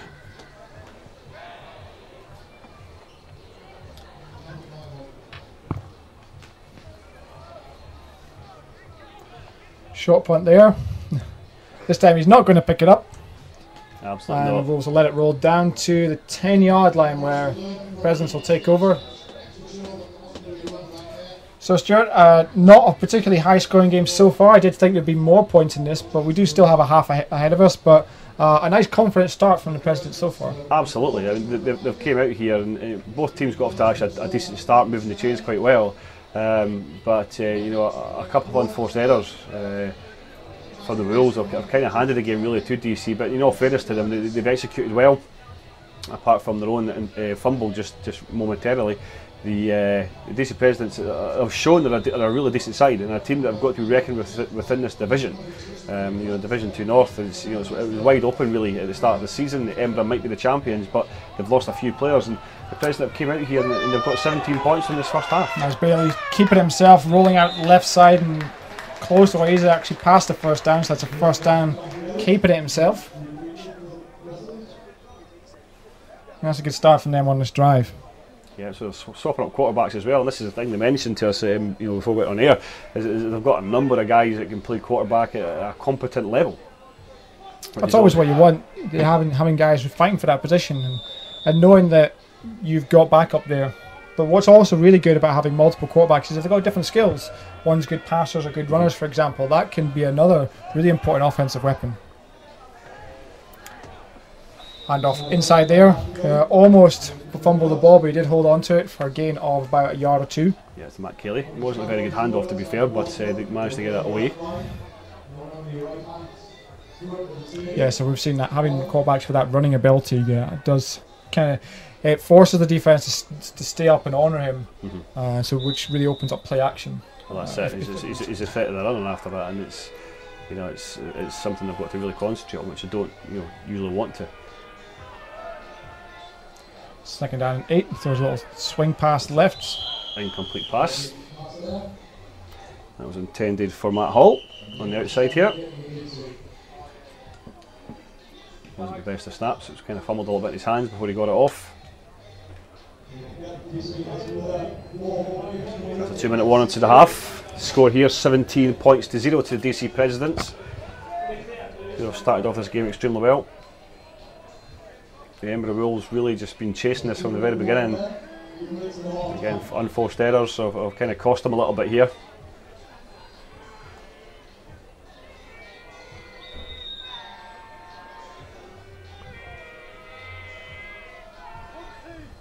Another handoff inside here, but that's going nowhere far. That's John Young in on the tackle. Kelly again with the carry. So as it look like the Wolves are going to get the ball back here, we've got maybe another couple of chances, or maybe one chance even to get into the end zone and get onto the scoreboard. So yeah, but in the final 2 minutes, they need to try and come up with something. What they can't afford to do is to give anything away right now. They cannot go another score behind. If they do, it's game over. Simple. But what they've got to try and do is keep this ball. Don't force it. Do what's working for you, and that was coming outside for the Wolves. And sending Stuart Galloway in motion.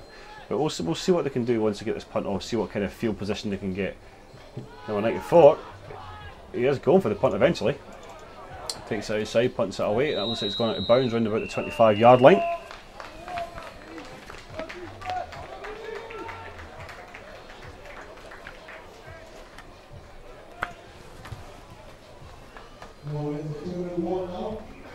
So we'll see the Wolves offence come back onto the field again for this first half. Let's say we are into the final 2 minutes of this half. It's still 17-0 to DC Presidents. So remember to stay tuned to our YouTube page. You just search for GridironTV on YouTube and you can find all our weekly studio episodes. You'll see myself and Stuart in the studio with our guests. Otherwise, you'll also be able to see the recordings of our live broadcasts, such as this one. So this one will be available online to you if you've not been able to see all of it, or if you just want to watch it again. There's Wilson with a handoff. Takes it to the middle, gain about a yard. And second and 9 now for the Wolves.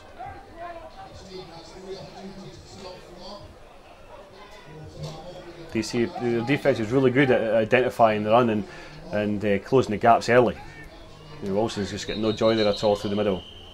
Yeah, also got plenty of time. We saw at the start of the year the Wolves are running a no-huddle offense, so a nice high tempo. They've gone back to the huddle for whatever reason, which means that the defence has got more time to just get themselves set, communicate with each other, get the play in. So perhaps what the Wolves need to do is go back to that no-huddle offense, get the tempo going, try and see if they can knock the Presidents out of their rhythm and off their feet a little bit.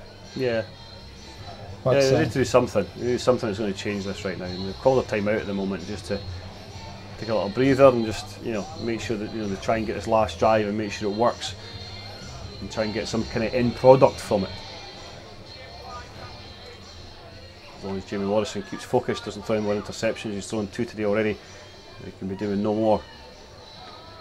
Yeah, we're getting the same messages online through our Twitter page and our Facebook page. People trying to figure out. I think they look like Wolves fans trying to figure out how their team can break through here. So we'll see what they've got on this drive. There's Morrison to pass. Wide open is Duncan Tanner, and that's caught down at the 24-yard line for a first down. You can always rely on old Dunk. I can tell you, I played with him, and so have you, Alan. And you know what he's like. He's a hardy guy, and he's got really good hands, and he's always a good go-to guy. What you see him there is he's a tall guy. He's pretty strong as well, so ideal for that sort of tight end slot receiver position that they're playing him at.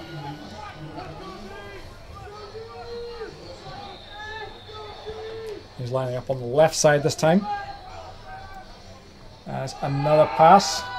Morrison looking outside and back to Tanner again, but he drops this one just a little bit too far for him.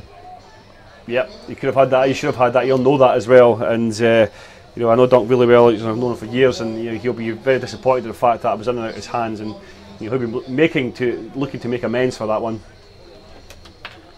Indeed. So well. Kind of somebody that they should be picking out a lot more of, because he has got some great height, good physical ability, and they should be looking at him more and more often to try and get these kind of shorter routes, and because when he gets the ball in his hand, and he's not a great speed, but he's powerful. Yeah, we've seen him get open a few times there, especially in those last couple of plays. So that's Alan Buchan.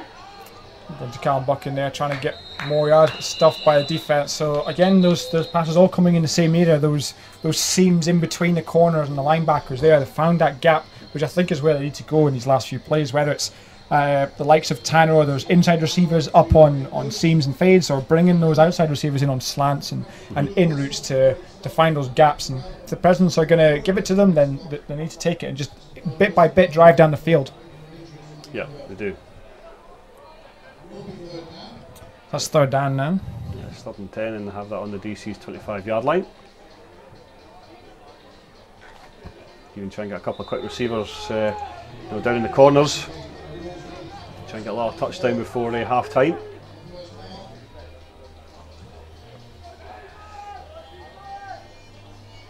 Well, if I'm going to catch in the shorter routes, just try and get out of bounds and try and stop the clock, so it gives you more Play time. action It's Duncan Tanner in the middle again.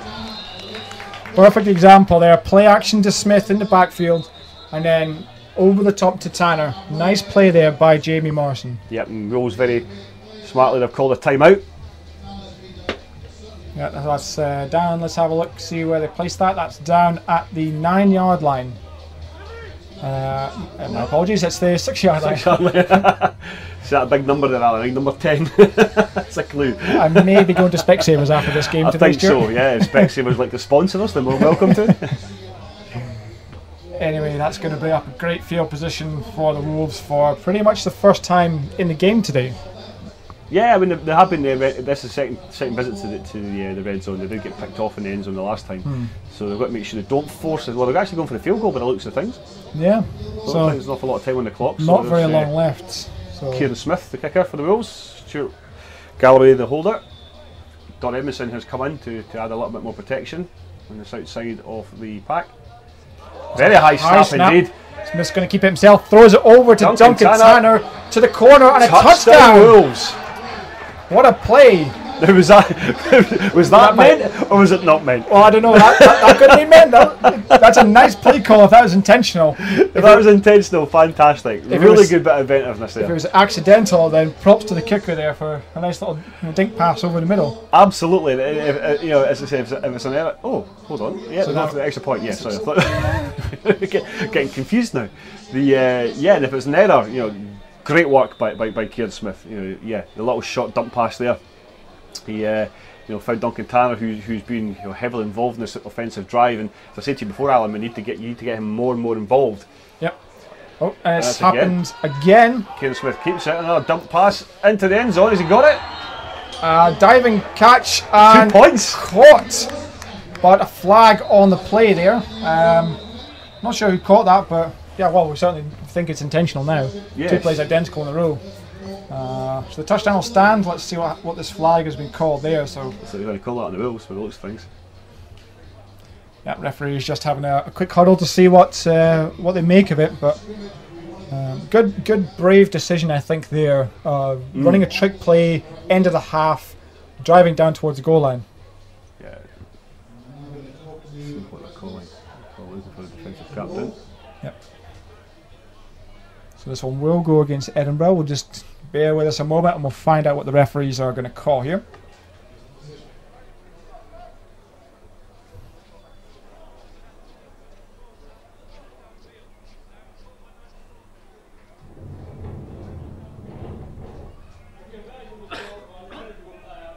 Yeah, an eligible receiver upfield. Well, it's got to be an ineligible player. Yep, so probably one of the linemen drifting downfield, catching the pass. Yep. Yeah, nice catch by a lineman. But, absolutely. It's not allowed. It's always nice to see a lineman score a touchdown. Oh, yeah, 2-point conversion even. So it's going to send them back and they're going to retry the point after. Yeah, I think they're going to go for the point after this time. I don't think they're going to try a third time in a row. Something tells me this. Well, they've actually changed the kicker now. It's Stephen Hogg who comes on. 37, so change the kicker.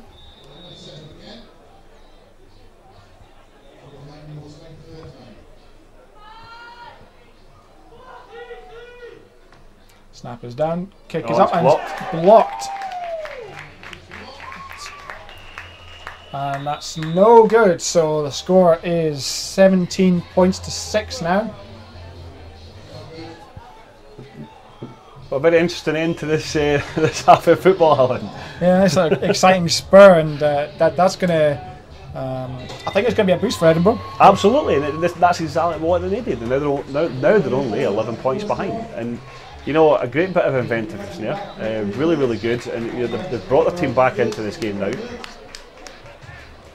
That's exactly what they needed to do, and you know, we're now looking at DC Presidents 17, the Wolves 6, moving into the second half as both teams. Well, certainly DC Presidents head down the tunnel now, along with the officials. So that's going to do it for half time here, and like I said, home team up at the moment. So make sure you join us in the second half. We apologise for those little blips in the feed earlier on. We do have a lot of people watching, so hope you're all really enjoying this game. We'll be back to you very shortly in around 10 to 15 minutes or so, so don't go too far away, and we'll be right back.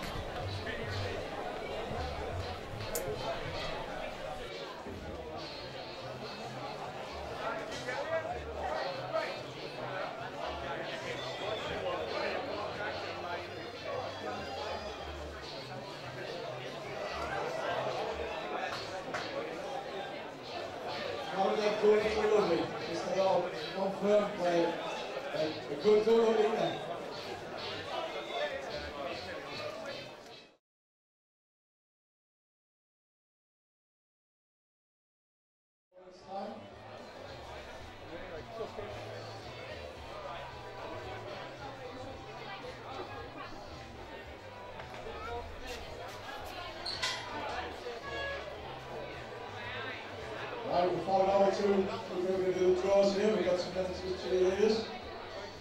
So, who's going to draw first prize? Yeah, you're going to do it?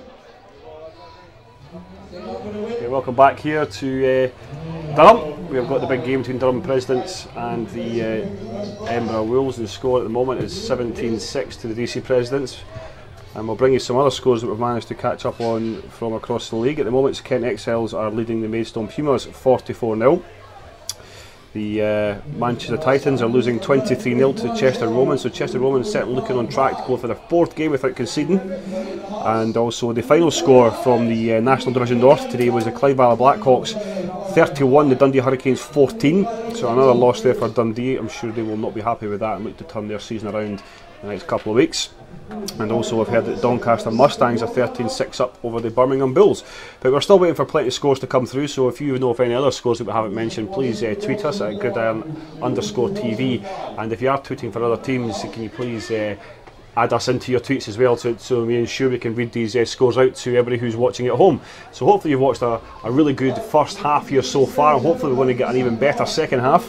And I mean, it's only 11 points in it, so the Edinburgh Wolves have managed to get that score before half time. Alan, what do you think Don Edmondson said to his team at half time here? I think he's told them that they just need to wake up. They need to think about their last game against Dundee and how impressive they were there. He would have spoken to the offence in particular, and just get them to get back on track and have some confidence in what they're doing and what they can do. Yeah, absolutely do. And that's number 47 for the DC Presidents. That's Nathan Smith there with the return. He's got a decent field position there. He'll get that on his own 32-yard line, 33-yard line. yeah, I'm sure DC President's head coach, he'll be saying to them, look guys, we need to try and stop any kind of errors going on here. We need to stop Edinburgh trying to get back in this game and try and get an early score again like they did in the first half and on the first offensive drive. So both teams are really going to not try and give anything away, especially in this third quarter, and they'll try and play it easy. So we'll see how DC Presidents come out. And we can see that Pete Woods is back in at quarterback again, and the DC President opened this offensive drive of the second half. Ball is handed off to Ollie Manning, who goes on outside. Nice cut back in the gap there, and it's a foot race, one-on-one, beats the defender. And he is gone, touchdown. Touchdown, DC Presidents. What a start. Ollie Manning, great speed to come across field, take the football in the handoff, and straight up this near side for another touchdown for DC Presidents. And as I said to Alan, again, the Wolves have given away a needless touchdown early into this second half. That's just not been ready to go in the second half. They're just not awake, really.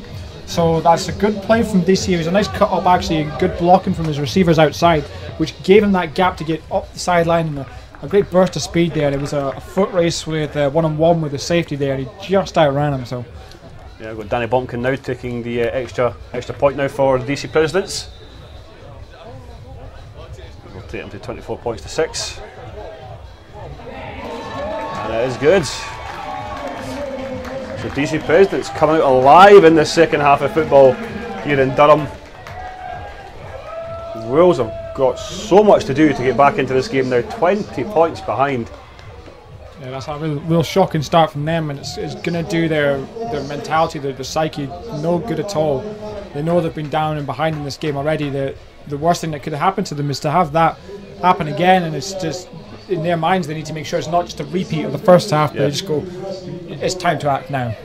It's only 18 points behind, but it's still 18 points, and they really need to try and do something to try and stop the hemorrhaging from the defence right now. As you mentioned, the ball is still cold, not ready. I'm sorry, there's no excuses. You step on that football pitch, you have to be ready. Simple. You've practiced long enough in the off season to prepare for this kind of thing. Yeah, it's we've seen that there's not really been any jitters or big errors from DC, so they've got their campaign off to a great start. Edinburgh have had those 2 games to iron these things out, but still some errors available, present in their team. So Balkan again, he's kicked really well today. He's doing the kick-off to the Wolves. We've got Ross Young in the backfield. The ball's just bubbled off its spot. Ladies and gentlemen, not next week, but the week after that, we'll be back here for our second home game against the Black Hawks. So the next opposition to turn up here in Durham in a couple of weeks is another Scottish one, and that's Clyde Valley Blackhawks, who got a great win today against Dundee. So they're doing pretty well this season so far, and Ross Young with the return. Gets decent yardage. Drops, I think it's on his own 25-yard line, Ross Young. So it's the Edinburgh Wolves' chance now. See if they can try and get an early points on the board, the same as DC did. DC, for me, have been very, very impressive this game so far, Alan. Yeah, absolutely. Both sides of the football, being able to move it about, being able to share the workload among the entire team, and that's really good to see. Good management by the coaches there to make the most of their players, and we've seen big plays and touchdowns from quite a few different people. So Morrison fakes a handoff to Stuart Galloway, moves back on the outside. No gain for the Wolves with 2nd and 10.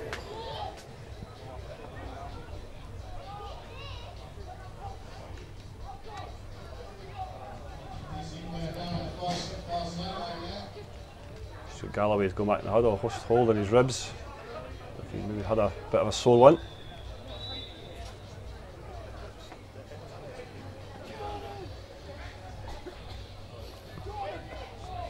Let's come out, got Jorge Alonso, number 19 for the Wolves on this near side receiver. Wilson moves further out. Duncan Tanner into the going into empty backfield here, spreading things out, but delay for the referees. They're holding them back, so here we go. Morrison throws left short to Buchan, who catches and gains about 5 yards there on the play. Yeah, they've not really used Buchan very much in this game so far, Alan. No, a couple of little short passes to him, but most of the stuff has been to Tanner and the guys on the inside though. So 1 or 2 tests on the outside trying to throw the ball deep to Stuart Galloway, but nothing really with their outside receivers. So maybe that's the way they're going to start out the second half, try and spread them to vertically get those fast guys on the outside downfield. Yeah, yeah. And we did see how well it worked for them with involving Duncan Tanner with his physicality in the latter parts of the first half and getting that touchdown for them. So we'll see if they utilise him a little bit more this half. Again, this is Stuart Galloway, who's wide open here on the near side. He moves to the outside. He's brought down there by number 59 off the DC Presidents.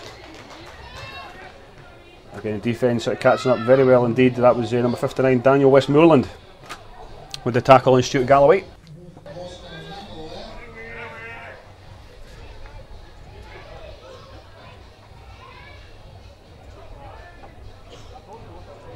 Jamie Morrison, he's over on the far side, just taking instructions from his coaches.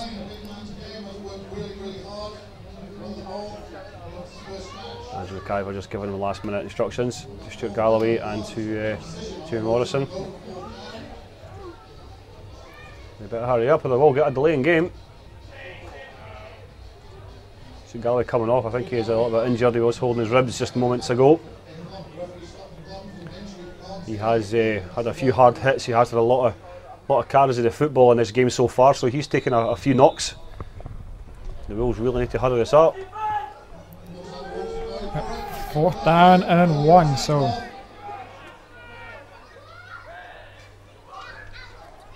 Wilson just switches sides. Flag. That's a couple of guys going early there. False start on the Wolves, so that's going to take them back 5 yards. Missed opportunity there, guys. A bit too impatient, and that's a simple error, really. Yeah, Duncan Tanner seemed quite convinced it was a DC player that moved forward, but quite clearly it wasn't. So they are going to go for the punt now. The Wolves, again, just not executing well at all. You know, taking their time. It's not working for them right now. They need to do something. Change their strategy. Maybe change their formations up. They will have other things in the back locker they can go to, but they need to pick something that's going to work for them right now. Because they are trailing this game 18 points. It's 24 points to 6 to DC Presidents early in this second half. Awesome with a high punt there. Yeah, that ball bounces just in front of Ollie Manning. And he's touched it. Tried to pick it up, but he's fumbled it. Mills was trying to recover and strip it from his hands, but I don't think they're going to be able to do that. He did recover there. He looked like he was going to go away for it and then changed his mind at the last second, put his hands on it and then forgot to pick it up. So, yeah. got away with one there. Just a little bit, yeah. So they'll have the ball on his own 27-yard line now. It's always interesting to see what the DC Presidents come up with next, because they have been pretty good in offence so far.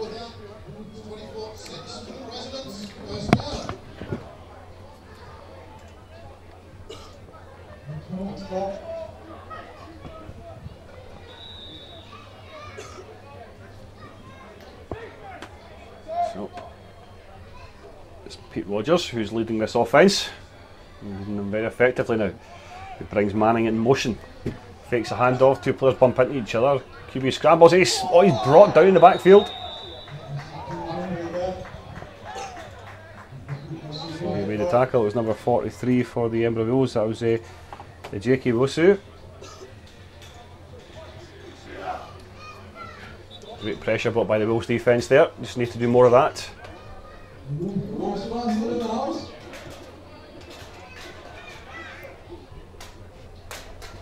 Second down to DC.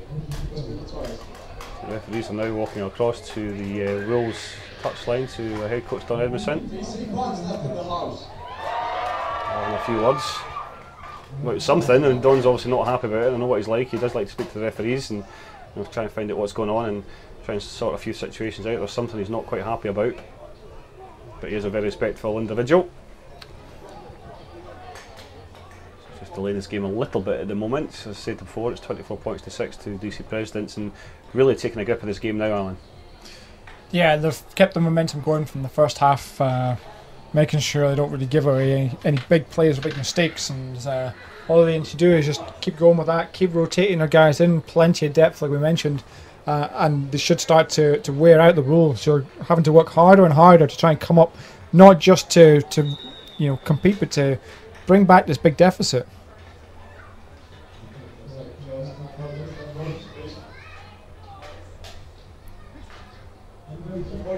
So whilst we wait to see the referees make their decision, do remember you can get in touch with us. We know that there's a couple of glitches in the broadcast, so we do apologise for that. We do have a lot of people watching today, so well, hopefully that'll smooth itself out very shortly. But in the meantime, you can also contact us on Facebook, or even follow us on our Twitter page, which is @gridiron_TV. Or even just email us. So any questions about the game, any questions about your local team, for example. I mean, on our website, GridironTV.co.uk, you actually have a section which lists all the teams across the country. So if you're in a part of the country and you're wondering where you can go to get involved, just click on there, find your local team. That'll take you to their webpage and get in touch with them. Yeah, so we get the game underway now. Rogers throws it this near side to number 4, Josh Pratt. Breaks a tackle, breaks a second tackle, cuts inside. He's eventually brought down out of bounds by number 50 of the Wolves. That's John McCallum. Good play to Jude back inside to miss a second tackle, but that was a poor tackle, or missed tackle in fact, made right at the start, which could have negated 20-25 yards of gain there. Absolutely, and the Wolves are living dangerously here with these missed tackles, and it's costing them yardage every single time, and they've really got to stop this now. Well, this game is just going to completely just run away from them completely. Yeah, they need to maintain their focus here. It's a handoff, that's a fumble, but he jumps on it again, so I'm running back there a little bit too quick to get out the blocks there. Number 32, that's Matt Cayley again. So I had a good game so far. I was just a little too keen to get away there and fumbled the snap, fumbled the handoff. But that's it. They can feel they've got the pressure on Edinburgh right now, and they're just trying to move it a little bit too quick. And they just need to take their time and continue executing the way they are, and they're doing a very effective job right now. So they've got Edinburgh back on their heels at the moment.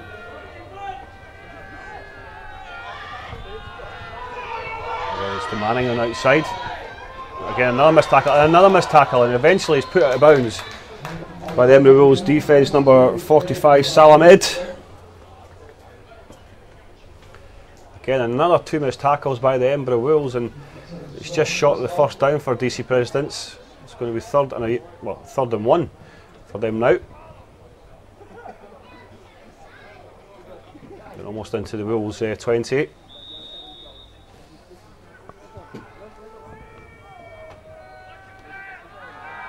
Again, that's thrown in the air. Almost picked off by the Edinburgh Wolves again. Great throw into single coverage by Pete Rogers, but well read by the defensive back for the Edinburgh Wolves, number 12, Paul McEwen, to make sure that it's not going to be yet another touchdown for DC President. So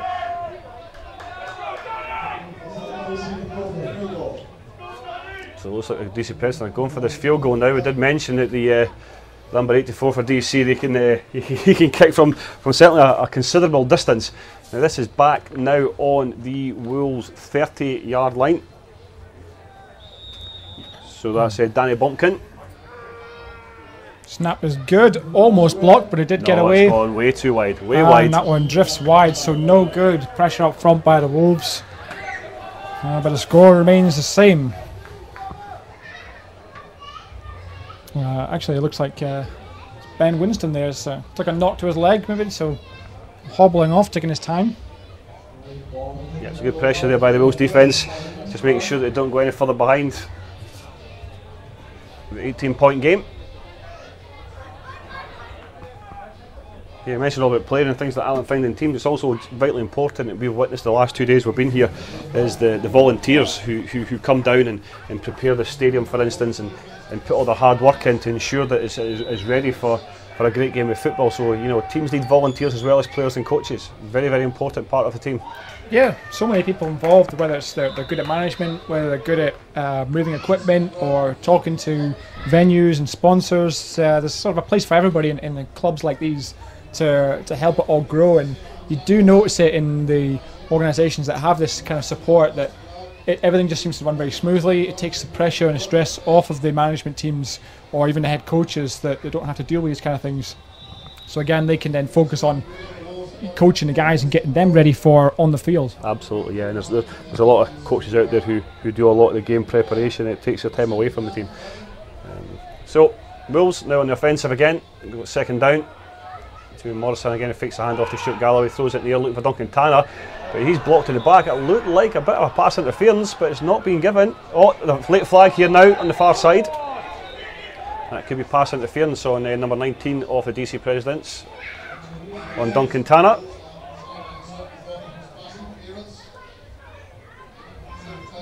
Yeah, came straight through the back of him and had really no intention of going for the football.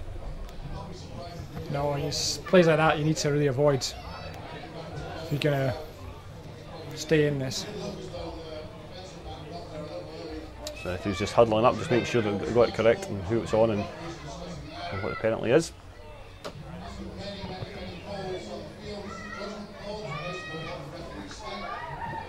So remember, you want to be a referee as well. You can contact them at www.bafra.org.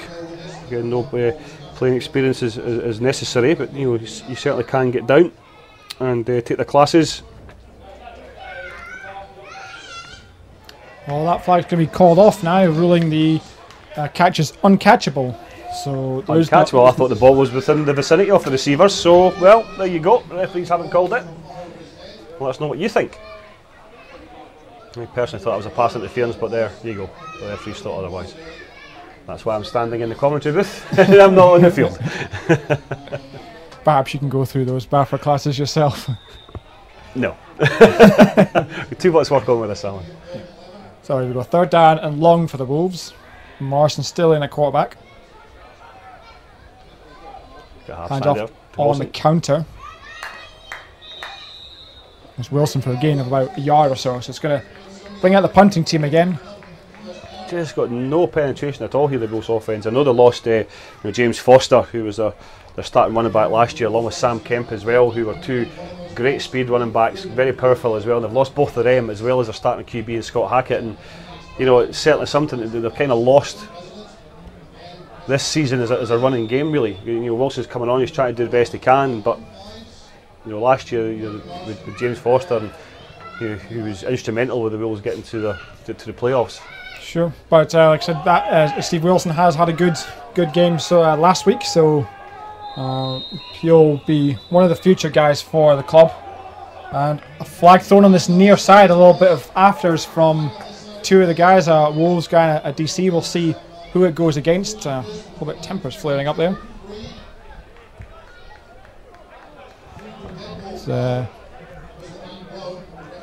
Number 19, Carl Slater, high-fiving teammates on the DC sideline for that. But we'll see what the call is coming through here. Yeah, what I don't want to see is the game's getting dirty. We don't want to see that. We want to see good, clean football.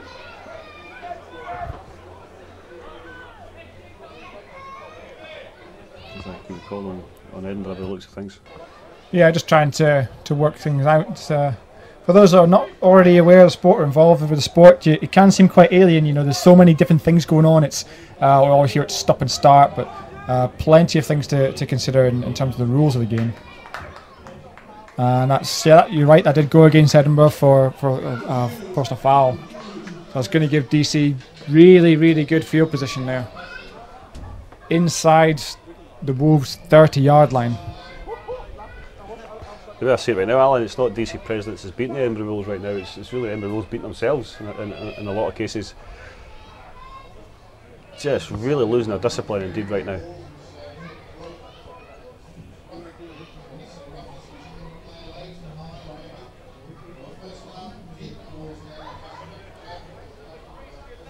So just waiting for the reset just now. President's coming out, trips formation to the left side here. Still in the shotgun. Cross back, hands off inside, but that's covered up well by the Wolves defensive line and linebackers there. Yeah, it was John McCallum. John McCallum there with the tackle there.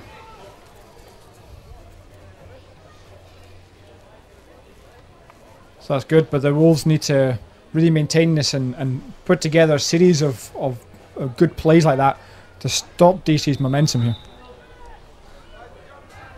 That's what Pete Rogers has here.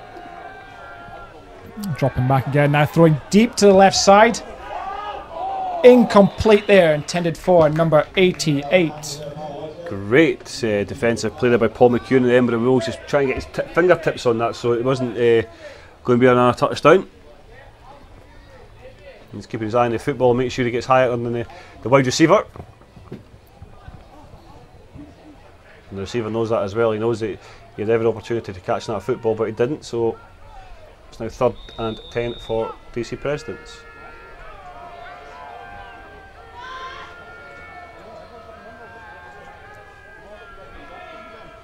Pete Rogers again, looking outside for Cayley and just over his head and behind. So that won't be an incomplete pass. It'll be 4th down. Are they going to go for another field goal? DC Presidents. Kicker certainly has the leg for it.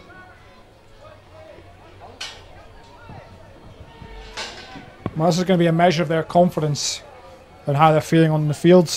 Kickers are coming on, so this is going to be, I think this will be the longest attempt for a field goal today, but certainly not out with his range.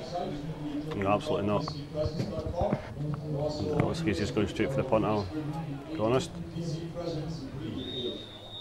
Yeah, he's going straight for the punt. Danny Bumpkin, number 84. Oh, it's a high snap and it's gone way over Danny Bumpkin's head, but he picks it up and kicks it. Still going to get a kick. Good kick there. Just over the head of the coverage team and rolls to the back, but a sort of a silver lining to that one. He had more space to boot it, and that was almost down inside the 5-yard line. Yeah, but instead it's rolled through the end of the back end of the end zone, so it's going to be a touch back and it'll be down for the 20-yard line for the Edinburgh Wolves. The Wolves have got some uphill struggle at the moment to try and come back into this. 18 points behind. It's 24-6 to DC Presidents right now, who have played a good game of football, but also the Edinburgh Wolves have handed them a lot of opportunities as well.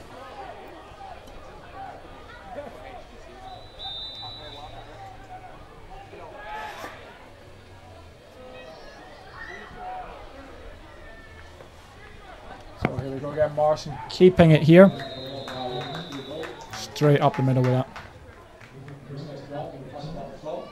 It's hobbling a little bit. Just took a bit of a sore one there. So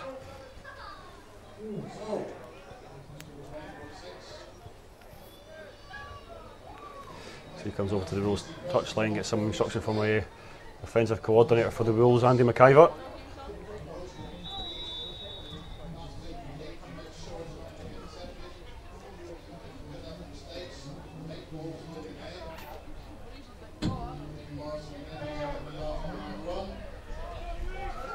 The Wolves played the same offence. They haven't really kind of changed any personnel really, apart from any kind of knocks or injuries that have happened.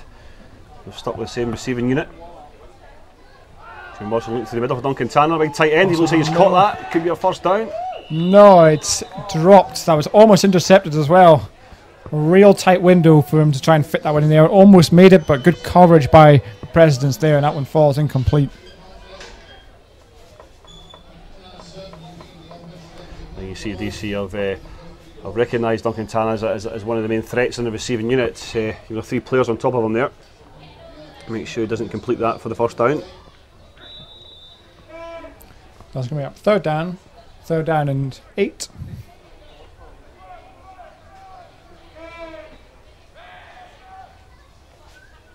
And Stuart Galloway in motion. High snap there. Morrison throws it to the corner. It's intercepted. The flag down though. There is a flag down. Looks like a late hit in the quarterback by number 12. Took a big hit there. Well after the pass was released. Looks like Rob Scorer got a late hit on Jamie Morrison, the QB. Yeah. Well, that's good read there by the linebackers. He's seen that corner route there to Tanner in the past.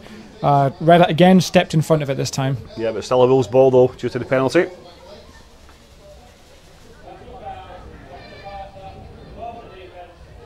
Yeah, 50-yard penalty on DC Presidency for roughing the passer on the end of the play. And that's a killer. That Absolutely. sends defensive coaches crazy. Such a good play by linebackers to turn it over for something as needless as a late hit, trying to just get one over on the quarterback. It's just stupid, Alan. It's ill discipline. You're 18 points ahead. You don't have to go chasing the game right now. You're in a position of comfort where silly little things like that can cost you. Now, if Edinburgh go up here and score, that's going to go to 13-6. Yep. It's only an 11-point ball game with a quarter and a bit to go. He'll know what he's done and what he's done wrong. He tried to plead with the referees, but he knew fine what he was doing. Stupid move, ill-disciplined, and you're right. Yeah, so here comes first down again for the Wolves. Galloway back in at the slot. And this one's going to be blown dead before it gets anywhere, so false start, I think. Again, and you go from the Wolves to DC to the Wolves. Ill discipline. That's Alonso there, false start on the outside of the receiver. Too keen to get going, and it's a momentum killing plays here. We've really seen a drop in the smoothness of this game, the momentum of it. It's just turned into sort of a bit game. Yeah, and you look at the receiving unit the Wolves have got out there though as well. They're full of experience. They shouldn't be getting called offside. I know these silly things happen, but when you're chasing the game, you have to ensure you do the right things right. And balls out wide to Callum Buchan. Oh, he bobbles like a hot potato and he's out his hands. He had it in his hands, then he saw the defender in the corner of his eye and he just didn't secure the possession before he started moving. He's trying to get away from the defender, but you've got to secure that pass first, even if it means you get tackled straight away. Catch is a catch for gain. So for any young players, you need to, the coaches try and instill that, looking the ball straight into your hands as a receiver and focusing on the catch. There's no point in running 60 yards if you can't catch the ball. Well, that's exactly it, Alan. That's exactly it.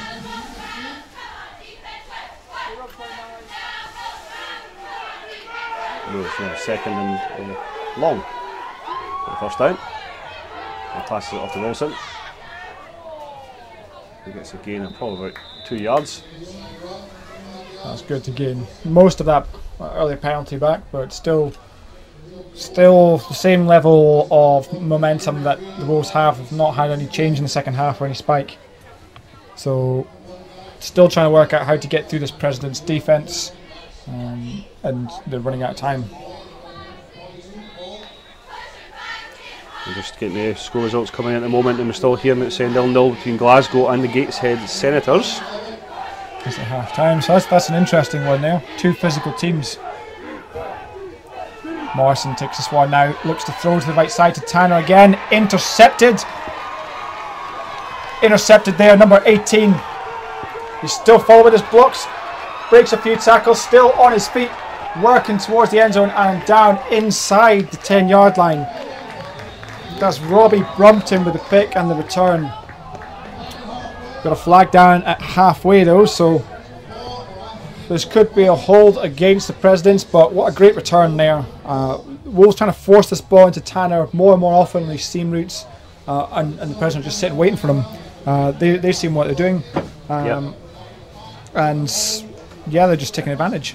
Yeah, that's good defensive play. They're anticipating what's happening. And they're getting the positions for the Wolves receivers are, and they're punishing them for that. I'm just going to have a quick update on the scores here for you. It's the Maidstone Pumas are actually currently, and I say losing here, 58-0 to the Kent Exiles. Kent Exiles looks like they're going to go on to win that game. And that's a block in the back against the defence there, against the Presidents. So 10-yard penalty, but they still retain possession. Still got the first down in great field position. Another update here is the Doncaster Mustangs are now 19 points to 9 over the Birmingham Bulls at the moment in that game.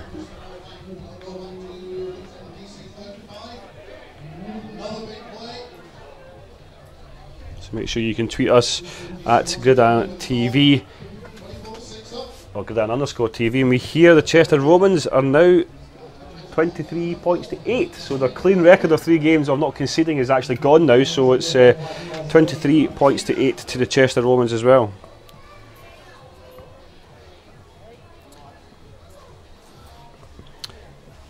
So now here's Rogers lining up again for first down. And there's a handoff outside again to Manning. He cuts it up through one and through a second, down the sideline. And he's there again. He's gone all the way for a touchdown. Absolutely fantastic. This guy has been on fire today, Alan. Great speed there. Finds the edge straight up. We do have one late flag. Those flags just come out at the 40-yard line. Let's have a look what's going on here. But yeah, absolutely. Good blocking up front, giving him the alley, and he's too quick for the defenders there. It absolutely is, yeah, absolutely. And he's, the guy's speed and his movement and his quickness of his feet is just phenomenal.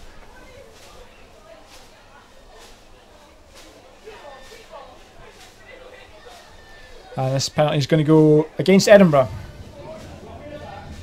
Oh, my correction. No touchdown, it's been called back, blocking the back. My apologies, I got that one wrong. It's blocking the back and that negates the touchdown. No touchdown here. This could be a huge turning point in the game now. Now, if DC don't capitalise on this possession now and Edinburgh Wolves come back and score, this could be a turning point. We've seen this happen before. Now, the Edinburgh Wolves have seen themselves now. That was a lucky shot. That was lucky. There's two there. They had the interception, which then got penalised, yep. Moved them back, and then now this one is actually taking points off the board. So they'll need to cut that out as soon as possible. We don't want a trend like that going on any further. Absolutely not. And another score update for you. So it was 38 points to 8 now to the Chester Romans. To keep you posted on those results. And we're also hearing that the Gloucester Centurions are 23 points up. And Rogers connects, deep pass down the right side, touchdown Matt Long. What a way to come back from that then. No flags this time. A perfectly weighted pass down the right side again. And it's Matt Long with a reception. Absolutely fantastic. This quarterback has been playing phenomenally well all game, and he picks out a pass like that. Absolutely phenomenal. Excellently executed. Great reception, touchdown. Absolutely fantastic, and full of admiration for the DC Presidents at the moment. Yeah, and that's really broken the Edinburgh Wolves there. A few heads gone down with that one, but a perfectly weighted pass down the right side. It was good coverage still, but a great effort by Long to just reach out over the hands of the DB and reel that one in. And here's the extra point, and that's going to be good. So we're up to 31 points to 6 for the Presidents ahead of the Wolves. And you're watching us here live on GridironTV. Both teams get prepared, just bringing more and more score updates as they come through on our Twitter page. It's the Gloucester Centurions are 23 points to 12 over the Bristol Apache at the moment. So a big result there for them. Make sure the tweets keep coming in. Make sure you add us to your tweets so we can read any results out for you. So it's now 66-0 to the Kent XLs over the Maidstone Peelers. Wow. They don't want to stop, do they? Absolutely not, and that's a huge point. At what point do you take the foot off the pedal, if any at all? Edinburgh Wolves certainly now trailing this game, kind of beyond them now, really, to be honest. 31 points to 6 to the DC Presidents. And now 26 points to 9 to Doncaster Mustangs over the Birmingham Bulls as well. So scores coming in thick and fast at the moment around the country.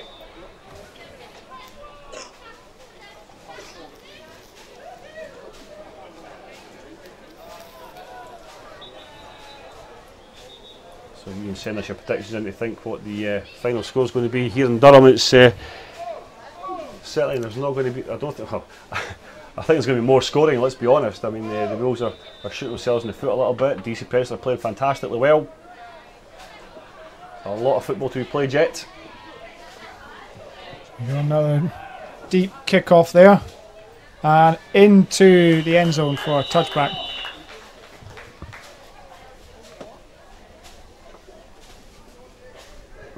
So Stuart, let's take a step back and just look at this day as a whole. A chance for our club to go into their second season. The President started 2-7-1, I believe, was their record last year. So a lot of work done in the off season.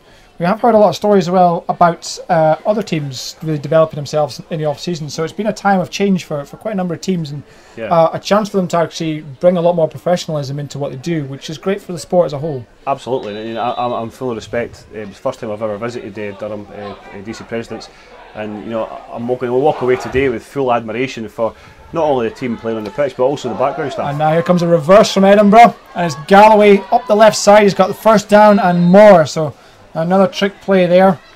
Handoff initially inside to Wilson, who then give it back to Galloway on the reverse, in fact. So nice little pick up for them. Yeah, absolutely.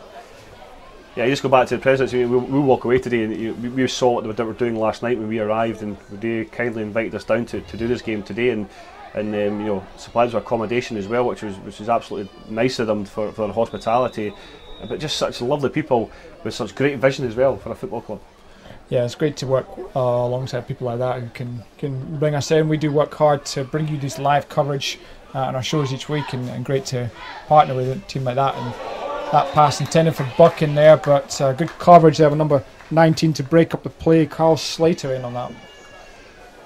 Well, it could be worse, Alan. You could be Maidstone Pumas. They're now 71 points to 0 to the Kent Exiles, so they're certainly not taking their foot off the pedal down there. But yeah, for a second-year team, absolutely tremendous. Really good bunch of guys. Really good bunch of guys. Good family environment as well. You see all the team's families who have come out today. Almost 500 people here to watch the local side play football, and it's really, really good to see. Hand off to Galloway again, hit hard in the backfield, number 99 there, he's not going anywhere. Good run stuffing play. Galloway a little bit slow to get up there. That was Dave Elliott in on the tackle there.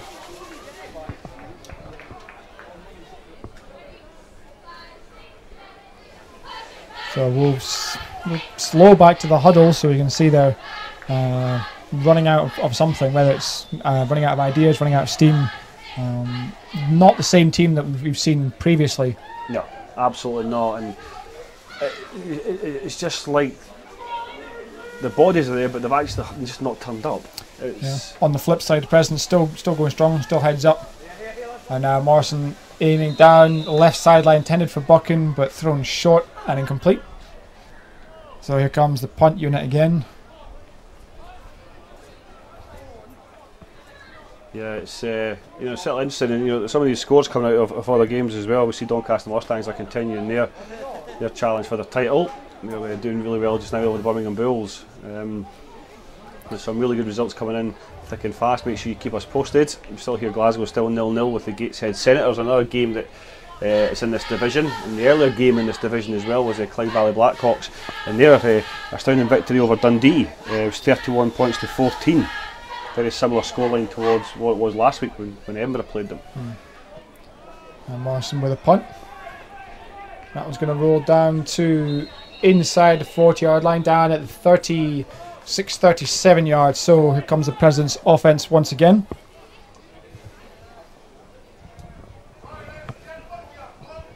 Yeah, so what the Wolves defence can do is see if they can hold them here and try and sort of plug the gap a little bit.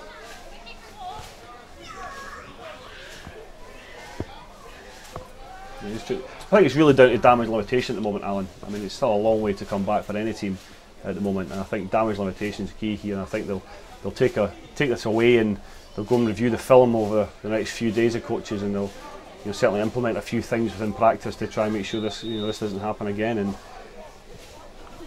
yeah, it's the way the seasons go. They can be really up and down. A tough one for loss, but here we go again. Hand up inside. Quickly tackle there to number 33. Flag on the play though, so we'll just see what it is that that one comes up for. But we'll certainly need to keep up the aggression on defence and shutting them down. The President's running backs still look like they've got plenty of energy in their legs. They've got a good rotation of running backs there, as well as receivers. I've got a lot of receivers and running backs on the roster, so a chance for them all to get involved in different ways, and that's tiring for linebackers to have to chase these guys down inside and out all day. Yeah, absolutely. I'll tell you one thing now, that the guys on the Edinburgh Wolves bench right now, all these guys who are maybe second and third string, be saying to themselves, with the errors that have happened today, they've got to be in my shout with maybe, moving up the roster a little bit, because to be fair, if this starting offence hasn't really kind of showed up today, these guys who are second and third string will be saying to themselves, I can maybe apply myself a little bit more, and try and force my way into this team right now. Certainly, that's what Don Edmondson will be saying to these guys at practice next week, and I assure you that. Yeah, it's a first out of 5 after a penalty against Edinburgh, and the handoffs left side, cutting it back up. Gets the first down before being dragged down at the 38-yard line.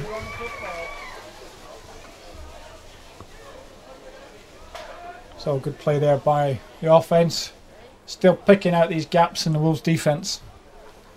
Yeah, another touchdown coming in from another part of the country. It's the Bristol Apache now. It's now 23-18 to the Gloucester Centurions over the Bristol Apache. So that's game 1 down there.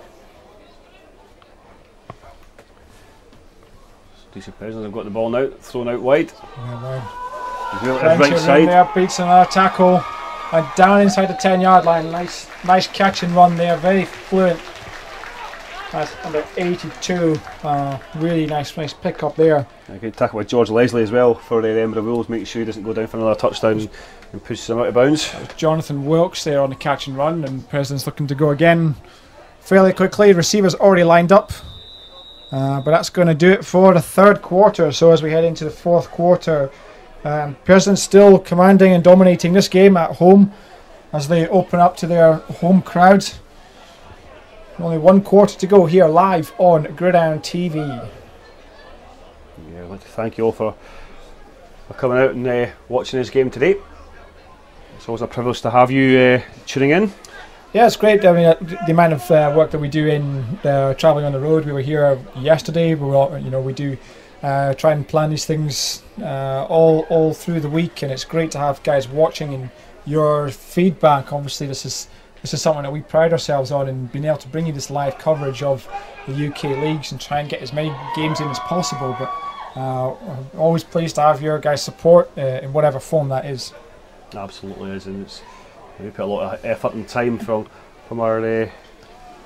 Just get a little update as well from the Peterborough-Cambridge game. End of the first, it's 7-0 to the Cats, so they've taken an early lead.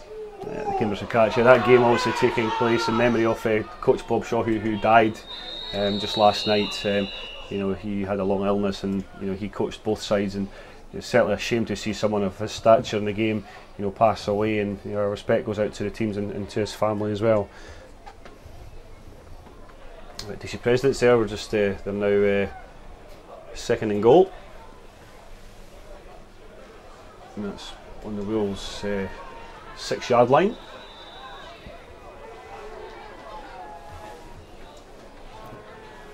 So bad formation, motion here. Now they're going to sweep it outright.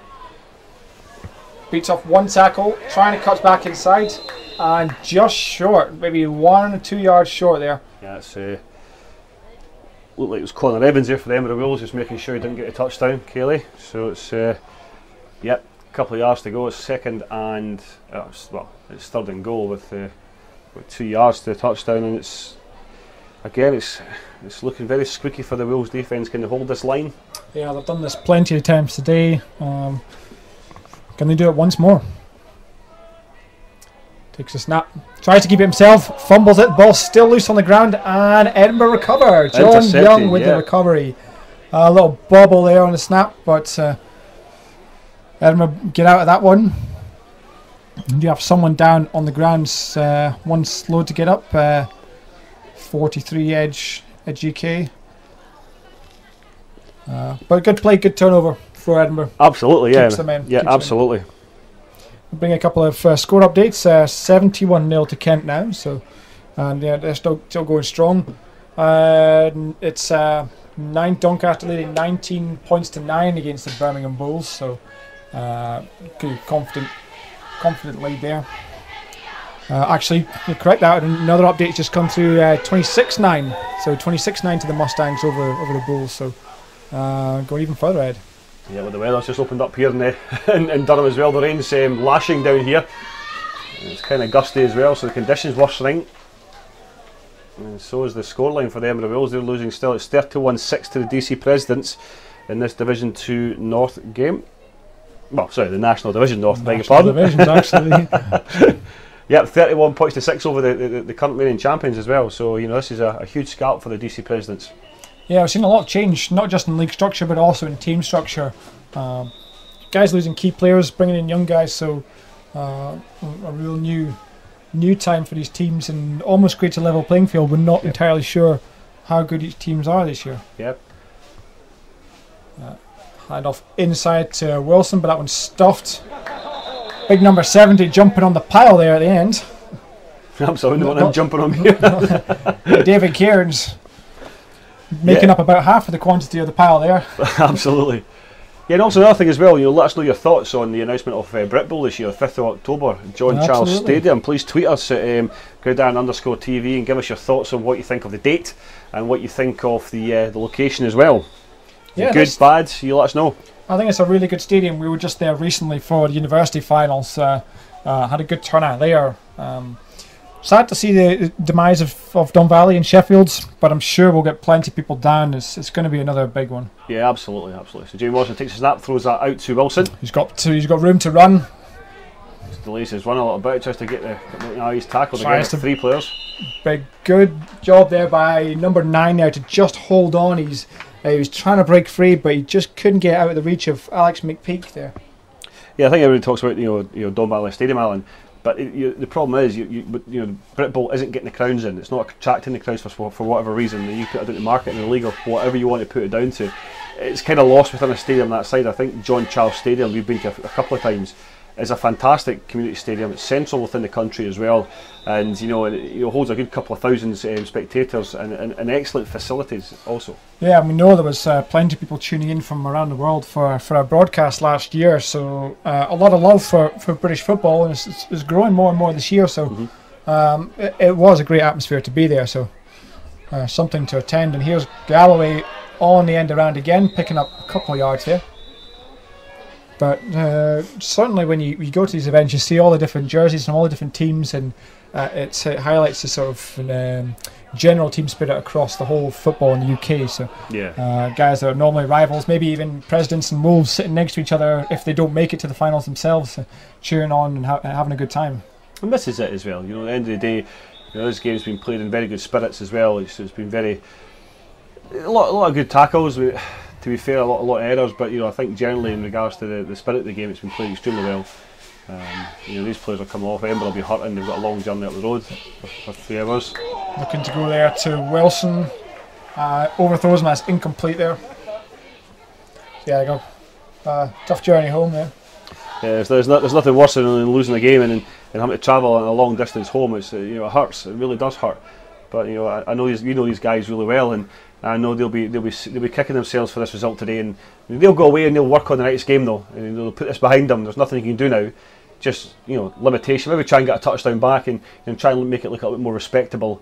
But they'll go away, and Don Edmondson will have them out early on Wednesday for the training session on Wednesday night, and he'll ensure that there'll be things in place to cut these kind of errors out and just try and execute a little bit better. Indeed. So Morrison takes a snap on 3rd down, throwing down the middle, intercepted by safety, now cuts it back to the right side.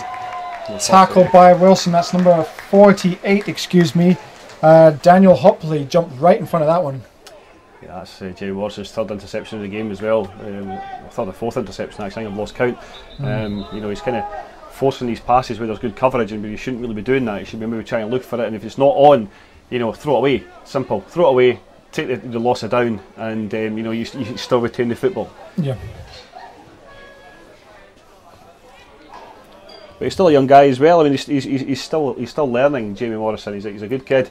He's very athletic as well, but he's still learning, and he's at this age now where a couple of years' time you'll see a fantastic quarterback on your hands. You really will. So here we go. The first down. There's an option out to the left. Pitches it. It's on the ground. I think he's forward.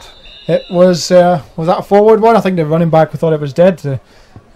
Just managed to throw it forward. So, nonetheless, DC do have the ball, so they'll still retain possession. But Probably looked like one of the plays they've not practiced so often. I don't think so. No, the time of it was completely out. But you know, the Wolves players were absolutely spot on what they did, because they were unsure whether it was forward or behind. Now, if it was behind, then well, you know, that's still a live football. They've got to basically get on top of that. But it was forward and it was an incomplete pass. It was simple. It was over. But you know, Wolves defence not giving anything up too easily. There you go. Manning again. Sweep round to the right. Ducks inside a tackle and brought down at the 16-yard line. Tackled there by Sal Ahmed. So they're still moving the ball here. Pace is slowed down, but I think now because the Presidents are controlling it a little bit more, they're just going to take control of this game and you know, run down the clock and retain possession as much as possible.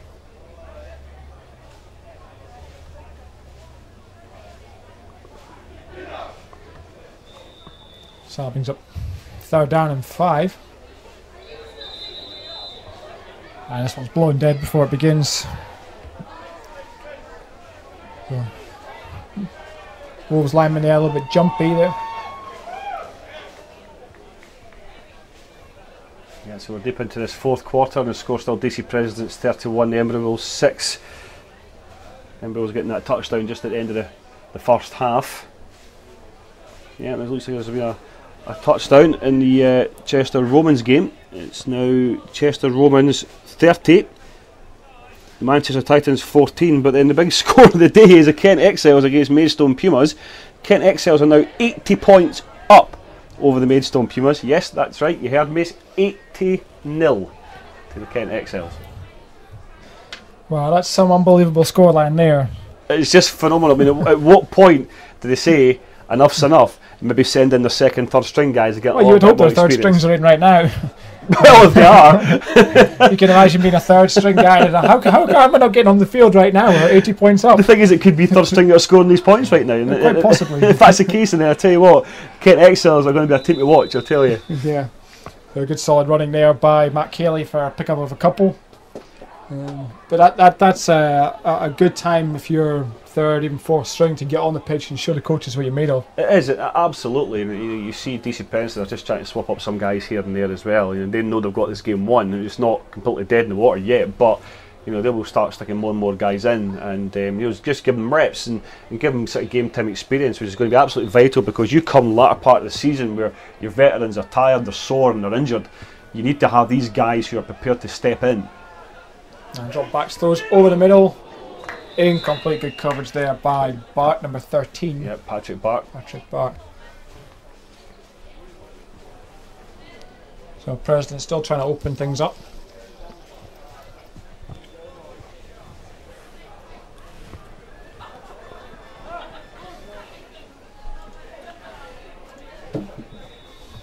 Yeah, I'm just seeing another score coming in here. It's Yorkshire Rams 7, the Coventry Jets 0.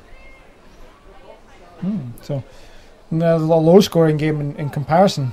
Absolutely, and we'll talk about that. And then we look to the Doncaster Mustangs against the Birmingham game. It's the Doncaster Mustangs 33, the Birmingham Bulls 9. So it looks like the Birmingham Bulls' little run there's come to a little end. They're in control there, and Rogers just throws that one away. Smart play, nobody open, so no need to try and force the play, just lets it go. And here comes looks like the field goal team. We'll try and tack on another 3 points here.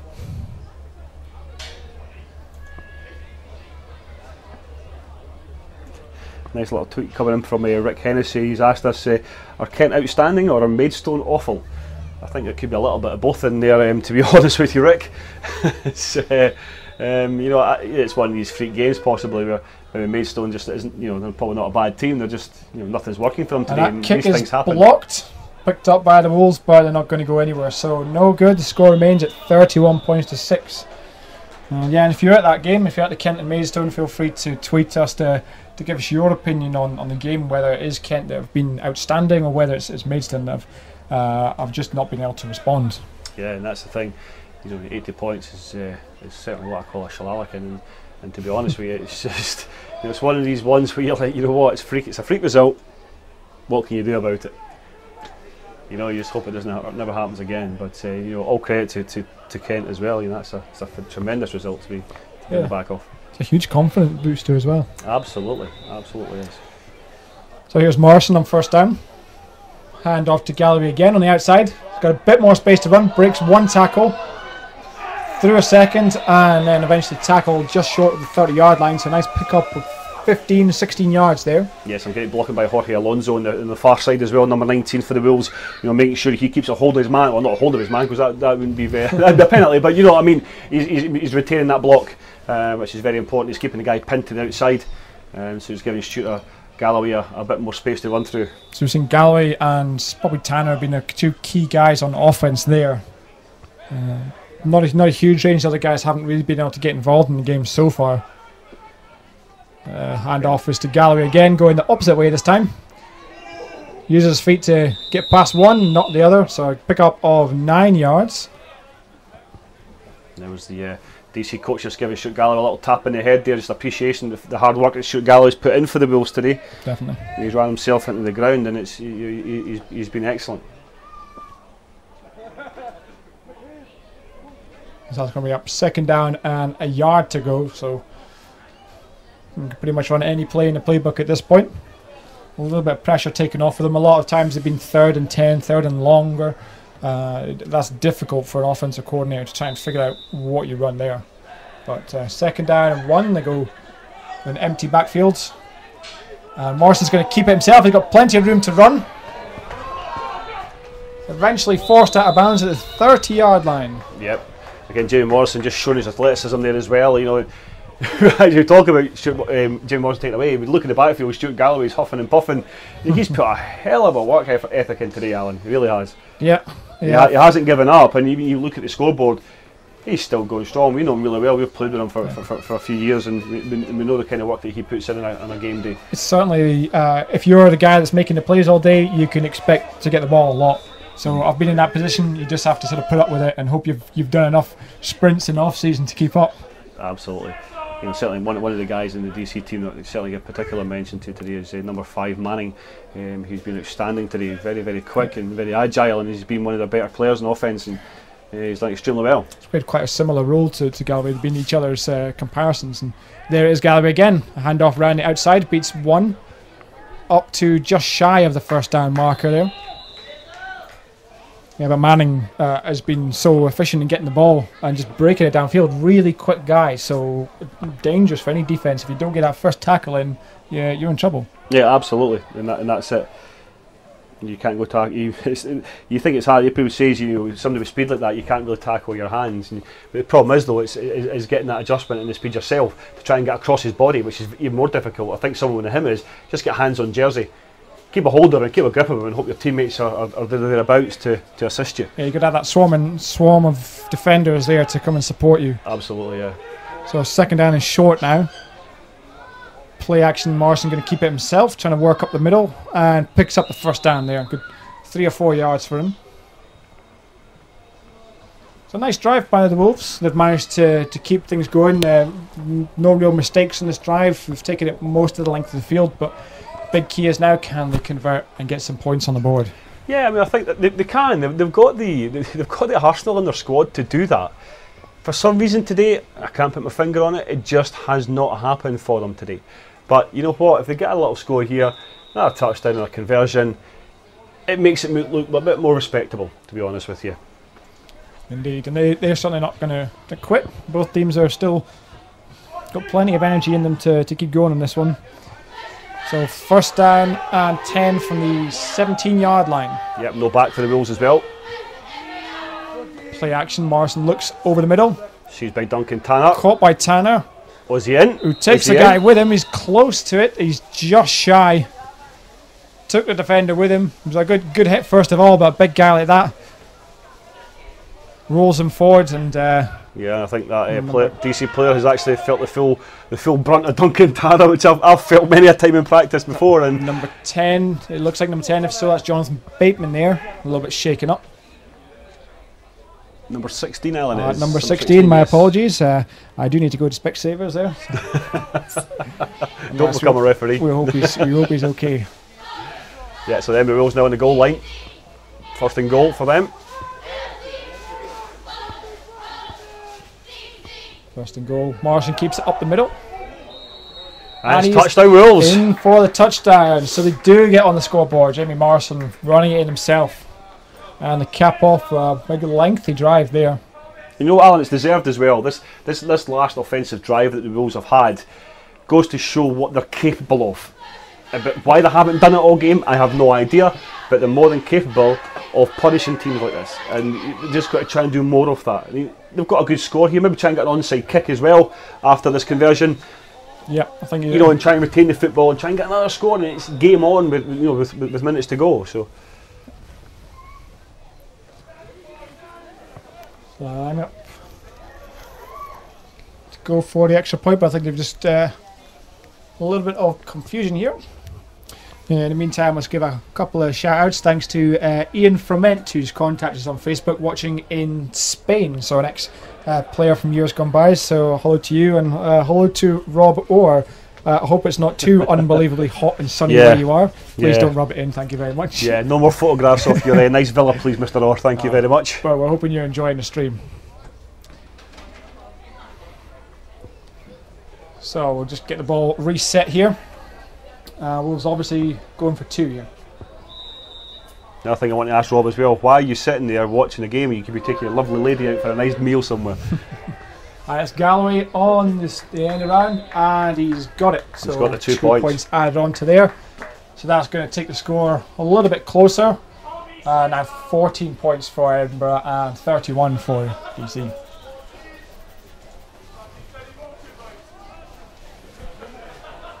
We'll just have a quick look, see if we've got any more score updates coming through.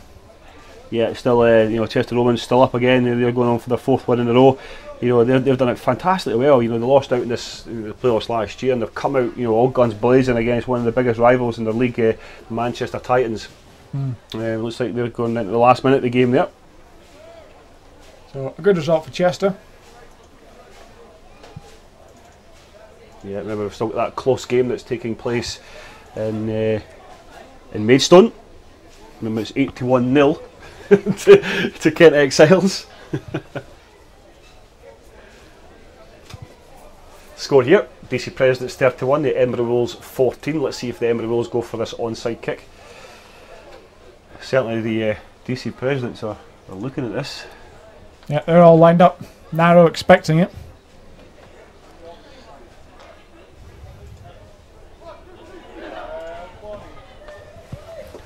Moving up and Stephen Hogg with a kick.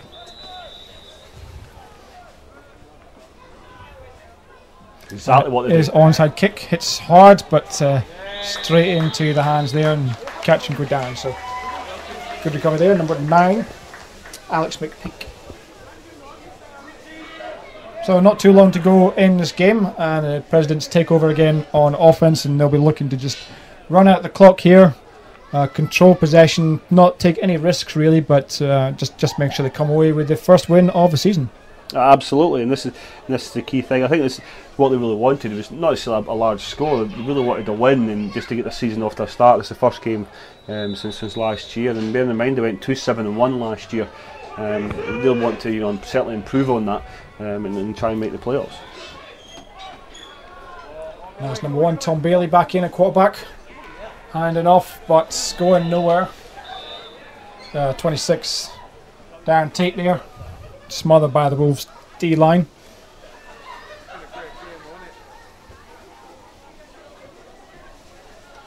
So really an interesting weekend of football here. Had a few games yesterday, so a really close scores all the way, and then we've seen 80-0, big run-up scores. This one isn't a huge score, but it's been a very comfortable game for DC, and what's looking like are going to be a victory for them. Absolutely, and it has been it's been comfortable most of the game. I think that now and again the Wolves have made it a wee bit hard for them, but the Wolves have made mistakes in giving DC opportunities. But the whole thing about getting opportunities is what you do with them, and DC have done extremely well with them, and they've scored a couple of touchdowns from interceptions. So it's the Wolves have shot themselves in the foot today, but all credit to DC. They have played an excellent game of football, and they're certainly going to come out here as deserved winners.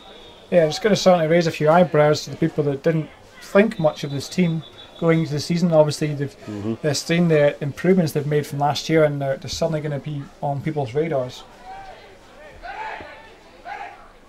Yeah, we're hearing a full-time score now from the Chester Romans game. It's finished 30-14 to the Chester Romans over the Manchester Titans. So yet another great victory for Chester again. We've got a timeout here as the medics head over to the Edinburgh sideline to deal with an injury somewhere. We'll try and find out the player who it is, but as always, you can get in touch with us. Make sure you visit our website as well. We never really mentioned it much. GridironTV.co.uk. You can find all our previous episodes and as well as all our updates. I'll hand you back over to my colleague Stuart Young now, who's got another little announcement for you. I really, the thing is, Alan, I'm checking the Twitter updates here for the scores, and I'll cut you off there. That's now intercepted. That's John McCallum by the looks of it. He's going to take this one all the way back, cuts back inside and to the end zone. Touchdown. Touchdown there by the Wolves. Well, sorry to cut you off there. Another shock. They're trying to throw the ball downfield. That one is picked off and returned all the way.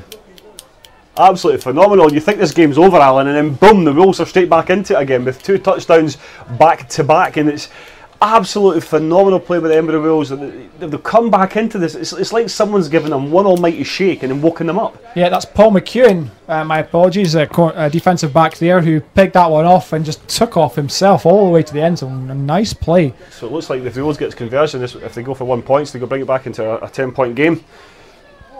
Yep, so suddenly the crowd's going a little bit quiet here. The game's almost over, but it's not over. That's the key. That's the key for them. The Presidents just need to stay alert here and not give up any big plays like that.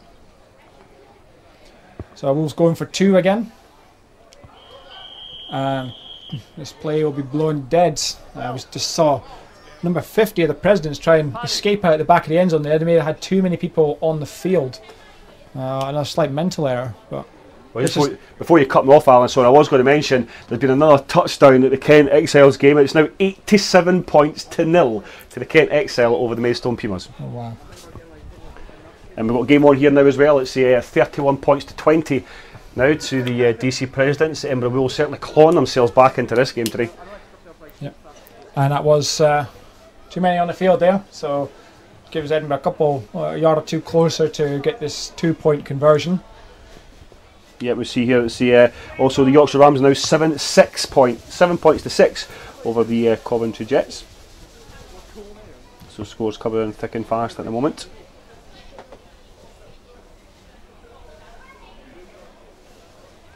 So here come the Wolves for a 2-point conversion.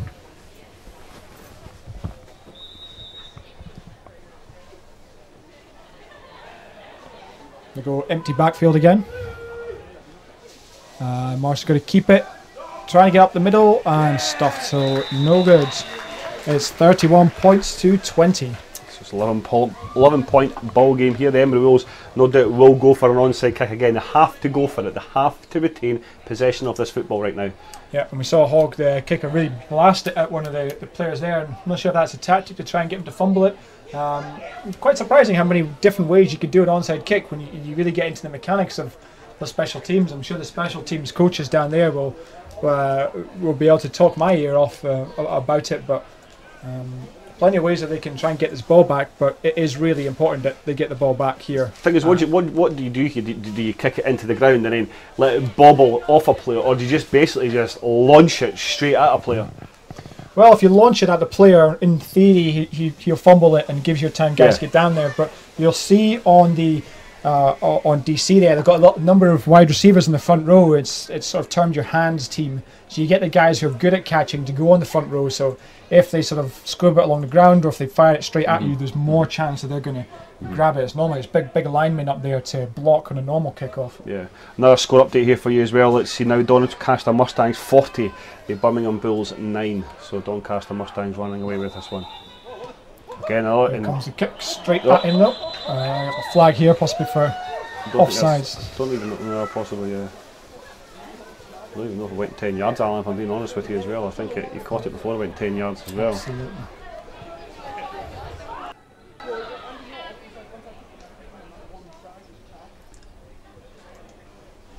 So I'm sure you can hear that silence there. It's silent in the crowd. Maybe they're just a little bit nervous now hoping that the Wolves don't really pull off a comeback here.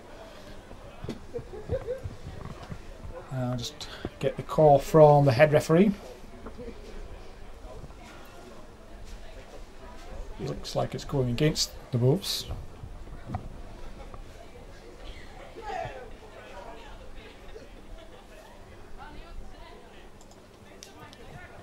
A false start on the Edinburgh Wolves ship. So they're going to come out for, let's have a look and see what the call is. Well, it'll be added on to the end of that play, so we're added on right now. Yep, so Residents take over inside Wolves territory at the 36-yard line. So this is the other thing as well. What as a defensive player? Oh, so we've got another scores coming in now. It's at the West Coast Trojans game against the Escobar Pirates, a big game up there in the Premier North. It's actually 6-0 to the Pirates. They had a failed 2-point conversion as well, so a close game there. Yeah, the Wolves defence will be in here. Any ball carrier, any receiver, they'll be in there. They'll be stripping that ball. They'll be punching that ball out of there, and they will do everything they can to bring that ball back into offence for the Wolves. So. There you go, perfect example there. Tate doing well to hold on to the ball. It's two guys trying to steal it off him. But it's just time for them to just control this game, just to kill any momentum. Now Wolves have picked a lot of momentum off those last few plays there, especially off interceptions. Interceptions returned for touchdowns are one of the biggest momentum changers, probably outside of kick returns and punt returns. Well, 2nd down and 9. Offside there, and no, that's going to be called dead before we can go any further. Yeah, so it's going to be on Jackie Wusu of the Edinburgh Wolves, number 43. That defensive line looking fired up now, maybe smelling the comeback there and digging a little bit deeper to find that extra energy and that extra drive to get off the ball. Yeah, it's a little bit too keen though. Yeah, just there. But yeah, you kind of admire that as well. But you know, when you start giving away needless penalties, it's stupid. It really is.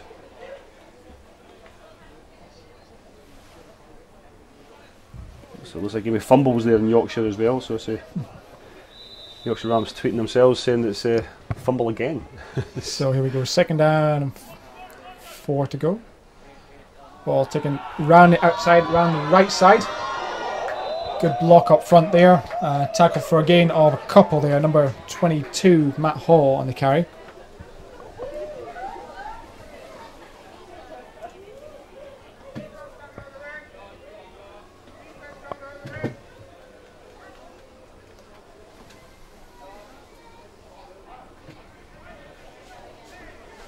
And as this game ticks down, I'd just like to thank you all again for tuning in. We always do get plenty of praise off you, and we would work hard to try and improve our coverage each week. And thanks for sticking with us.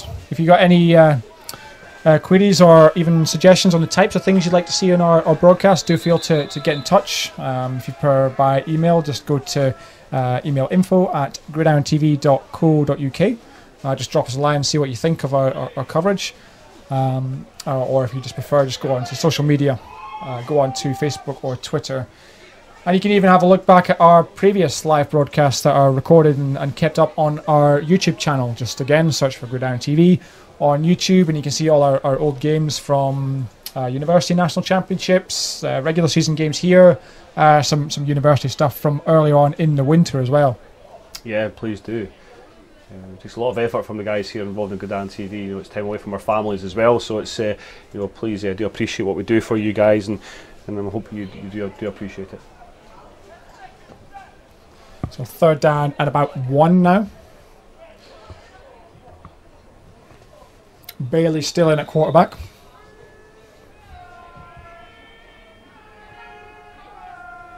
Well, at long last, the Kent Exiles are taking it easy now. But their game there is now finished. It's 8-7-0 over the Maidstone Pumas. So full time there, no triple-digit scores, but still a hefty victory. Absolutely, yeah. So 3rd down 1, handoff is to the right, but he's stuffed by Russo. Going nowhere but backwards, so that brings up 4th down. Yeah, so Jackie Russo, he's making up for that offside there that he gave away, so he's getting the tackles in left, right and centre. So 4th down, do we see the field goal unit coming on? sort of a borderline distance where it's either a very short punt or a long field goal. It's going to be difficult, Alan. We spoke about this, and the guy might have the leg on a very nice clear day, but it's a little bit breezy out there. You know, the minute that ball hits the air, the breeze is going to catch it and it's going to take it. So he has to be extremely good in regards to compensating for going a little bit more left to allow it to come right. So we'll see what he does. Well, it looks like they're maybe taking the wise move and just punting it here, because of course if they go for field goal and miss it, they give pretty good field advantage to Edinburgh. At least if they punt this, they can take it down inside the 10 and make them work harder to get down the field. So punt formation it is. The last one I did as well, it was a very, very high snap, but this one's good. Rolls out a little bit, now he's going to keep it himself. Tries to get to the first down and no good. He is levelled out of bounds by John McCallum of the Edinburgh Wolves, and it's going to be short of the first down, so a turnover there. So the Wolves will have it on their own 30-yard line now. So again, they do give up good field position for the Wolves, and that's a big boost for the defence there to get another turnover on downs, but we're not sure exactly how much time is left in this game. Can't be very long at all, so even more pressure now building on the offense. They're going to have to go downfield quickly. I think maybe expecting a deep pass soon. Yeah, I think so. I think they've got a good deep pass down here. I mean, they're 11 points behind. It's difficult to win the game. It's doable, but they're going to have to be extremely quick in their play, and especially if the receivers are getting the ball out to the wides here and out to the flanks, and there's no way, there's too much coverage. Get out of bounds. Keep the clocks stopped. A few play signals being called in there by Andy McIver on the far side for the Wolves. So Morrison with the empty backfield takes the snap, drops to intended for Tanner, just tipped beforehand to get it out of his reach there. Nice play, number 59 on the tip there, Daniel Westmoreland. Yeah, he's a good game on defence, Daniel. He's had a couple of tips there as well, and just tried to put the Wolves offence off a little bit. But Duncan Tanner again, that's bounced off his face mask and away from him. So yeah, and they're looking to go to your key players, so your Duncan Tanner, Stuart Galloway's, those types to try and bring it out. But your players are going to make things happen. Absolutely, you stick with them right now. You need them more than ever. Ensure that you guys like your Callum Buchan, your Jorge Alonso on the far on the touchline, receivers and Zed next. They need to make sure that you're getting upfield and getting the blocks as well. Takes a snap, throws short to Galloway. Will pick up a couple of yards and out of bounds. So we saw earlier they actually managed to put together a good drive quite patiently, bit by bit down the field. But in order to do that, they're going to have to be smart about time management and getting out of bounds there, using their timeouts when necessary. If that's what they're going to do. Yeah, they have to control this clock now wisely, and they've done well to come back into this game, because only half an hour ago they were way out of it, and they've got a couple of touchdowns to get back in. So the play clock has started for the Wolves. They're ready to hurry this up. Here we go, third down and 8. Morrison takes snap, throws deep over the middle, caught by Tanner, down at the 30-yard line, tackle number 23. That's Connor Joyce on the tackle, but nice throw by Morrison under a bit of pressure, and goes to his favourite target there, Duncan Tanner. Yeah, again, Duncan Tanner showing his worth there. A big tall unit. He's got over that defensive back, and he's got straight into the hands of him. The other thing as well, Duncan Tanner, he gets the ball, as I said before, he hasn't got great speed, but he's got great power, and he's very, very difficult to bring down. So Don Edmondson, head coach there, still looking quite calm. He'll be punted inside though, I can tell you that now. Oh, these are tough times for coaches and even for players. When you think the comeback might be there, it's still, you can't get ahead of yourself. It's a big challenge ahead of them. But still everyone on the sidelines calm. Just a tiny bit of tension appearing on the president's sideline though. So here comes the Wolves. Empty backfield again on first down. Takes a snap. Steps up here. Now his throws over the middle. Bit of a wobbly pass. Almost intercepted by number 33. It went straight through his hands actually. That's Abdul Awal there. That seemed like a bit of a wayward pass. That's the game here as well now. Well, that is the game. So that was the last play, and this is the full-time DC Presidents win, 31 points to 20 here in Durham.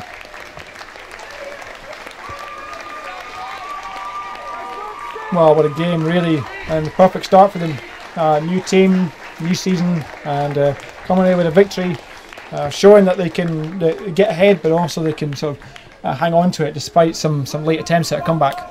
Absolutely, and all credit to DC Presidents. Not only have they put a great game experience on today, that they made us welcome here as well as part of GridironTV, but they've also put a great show of football on today, and both sides really gave it everything they've got.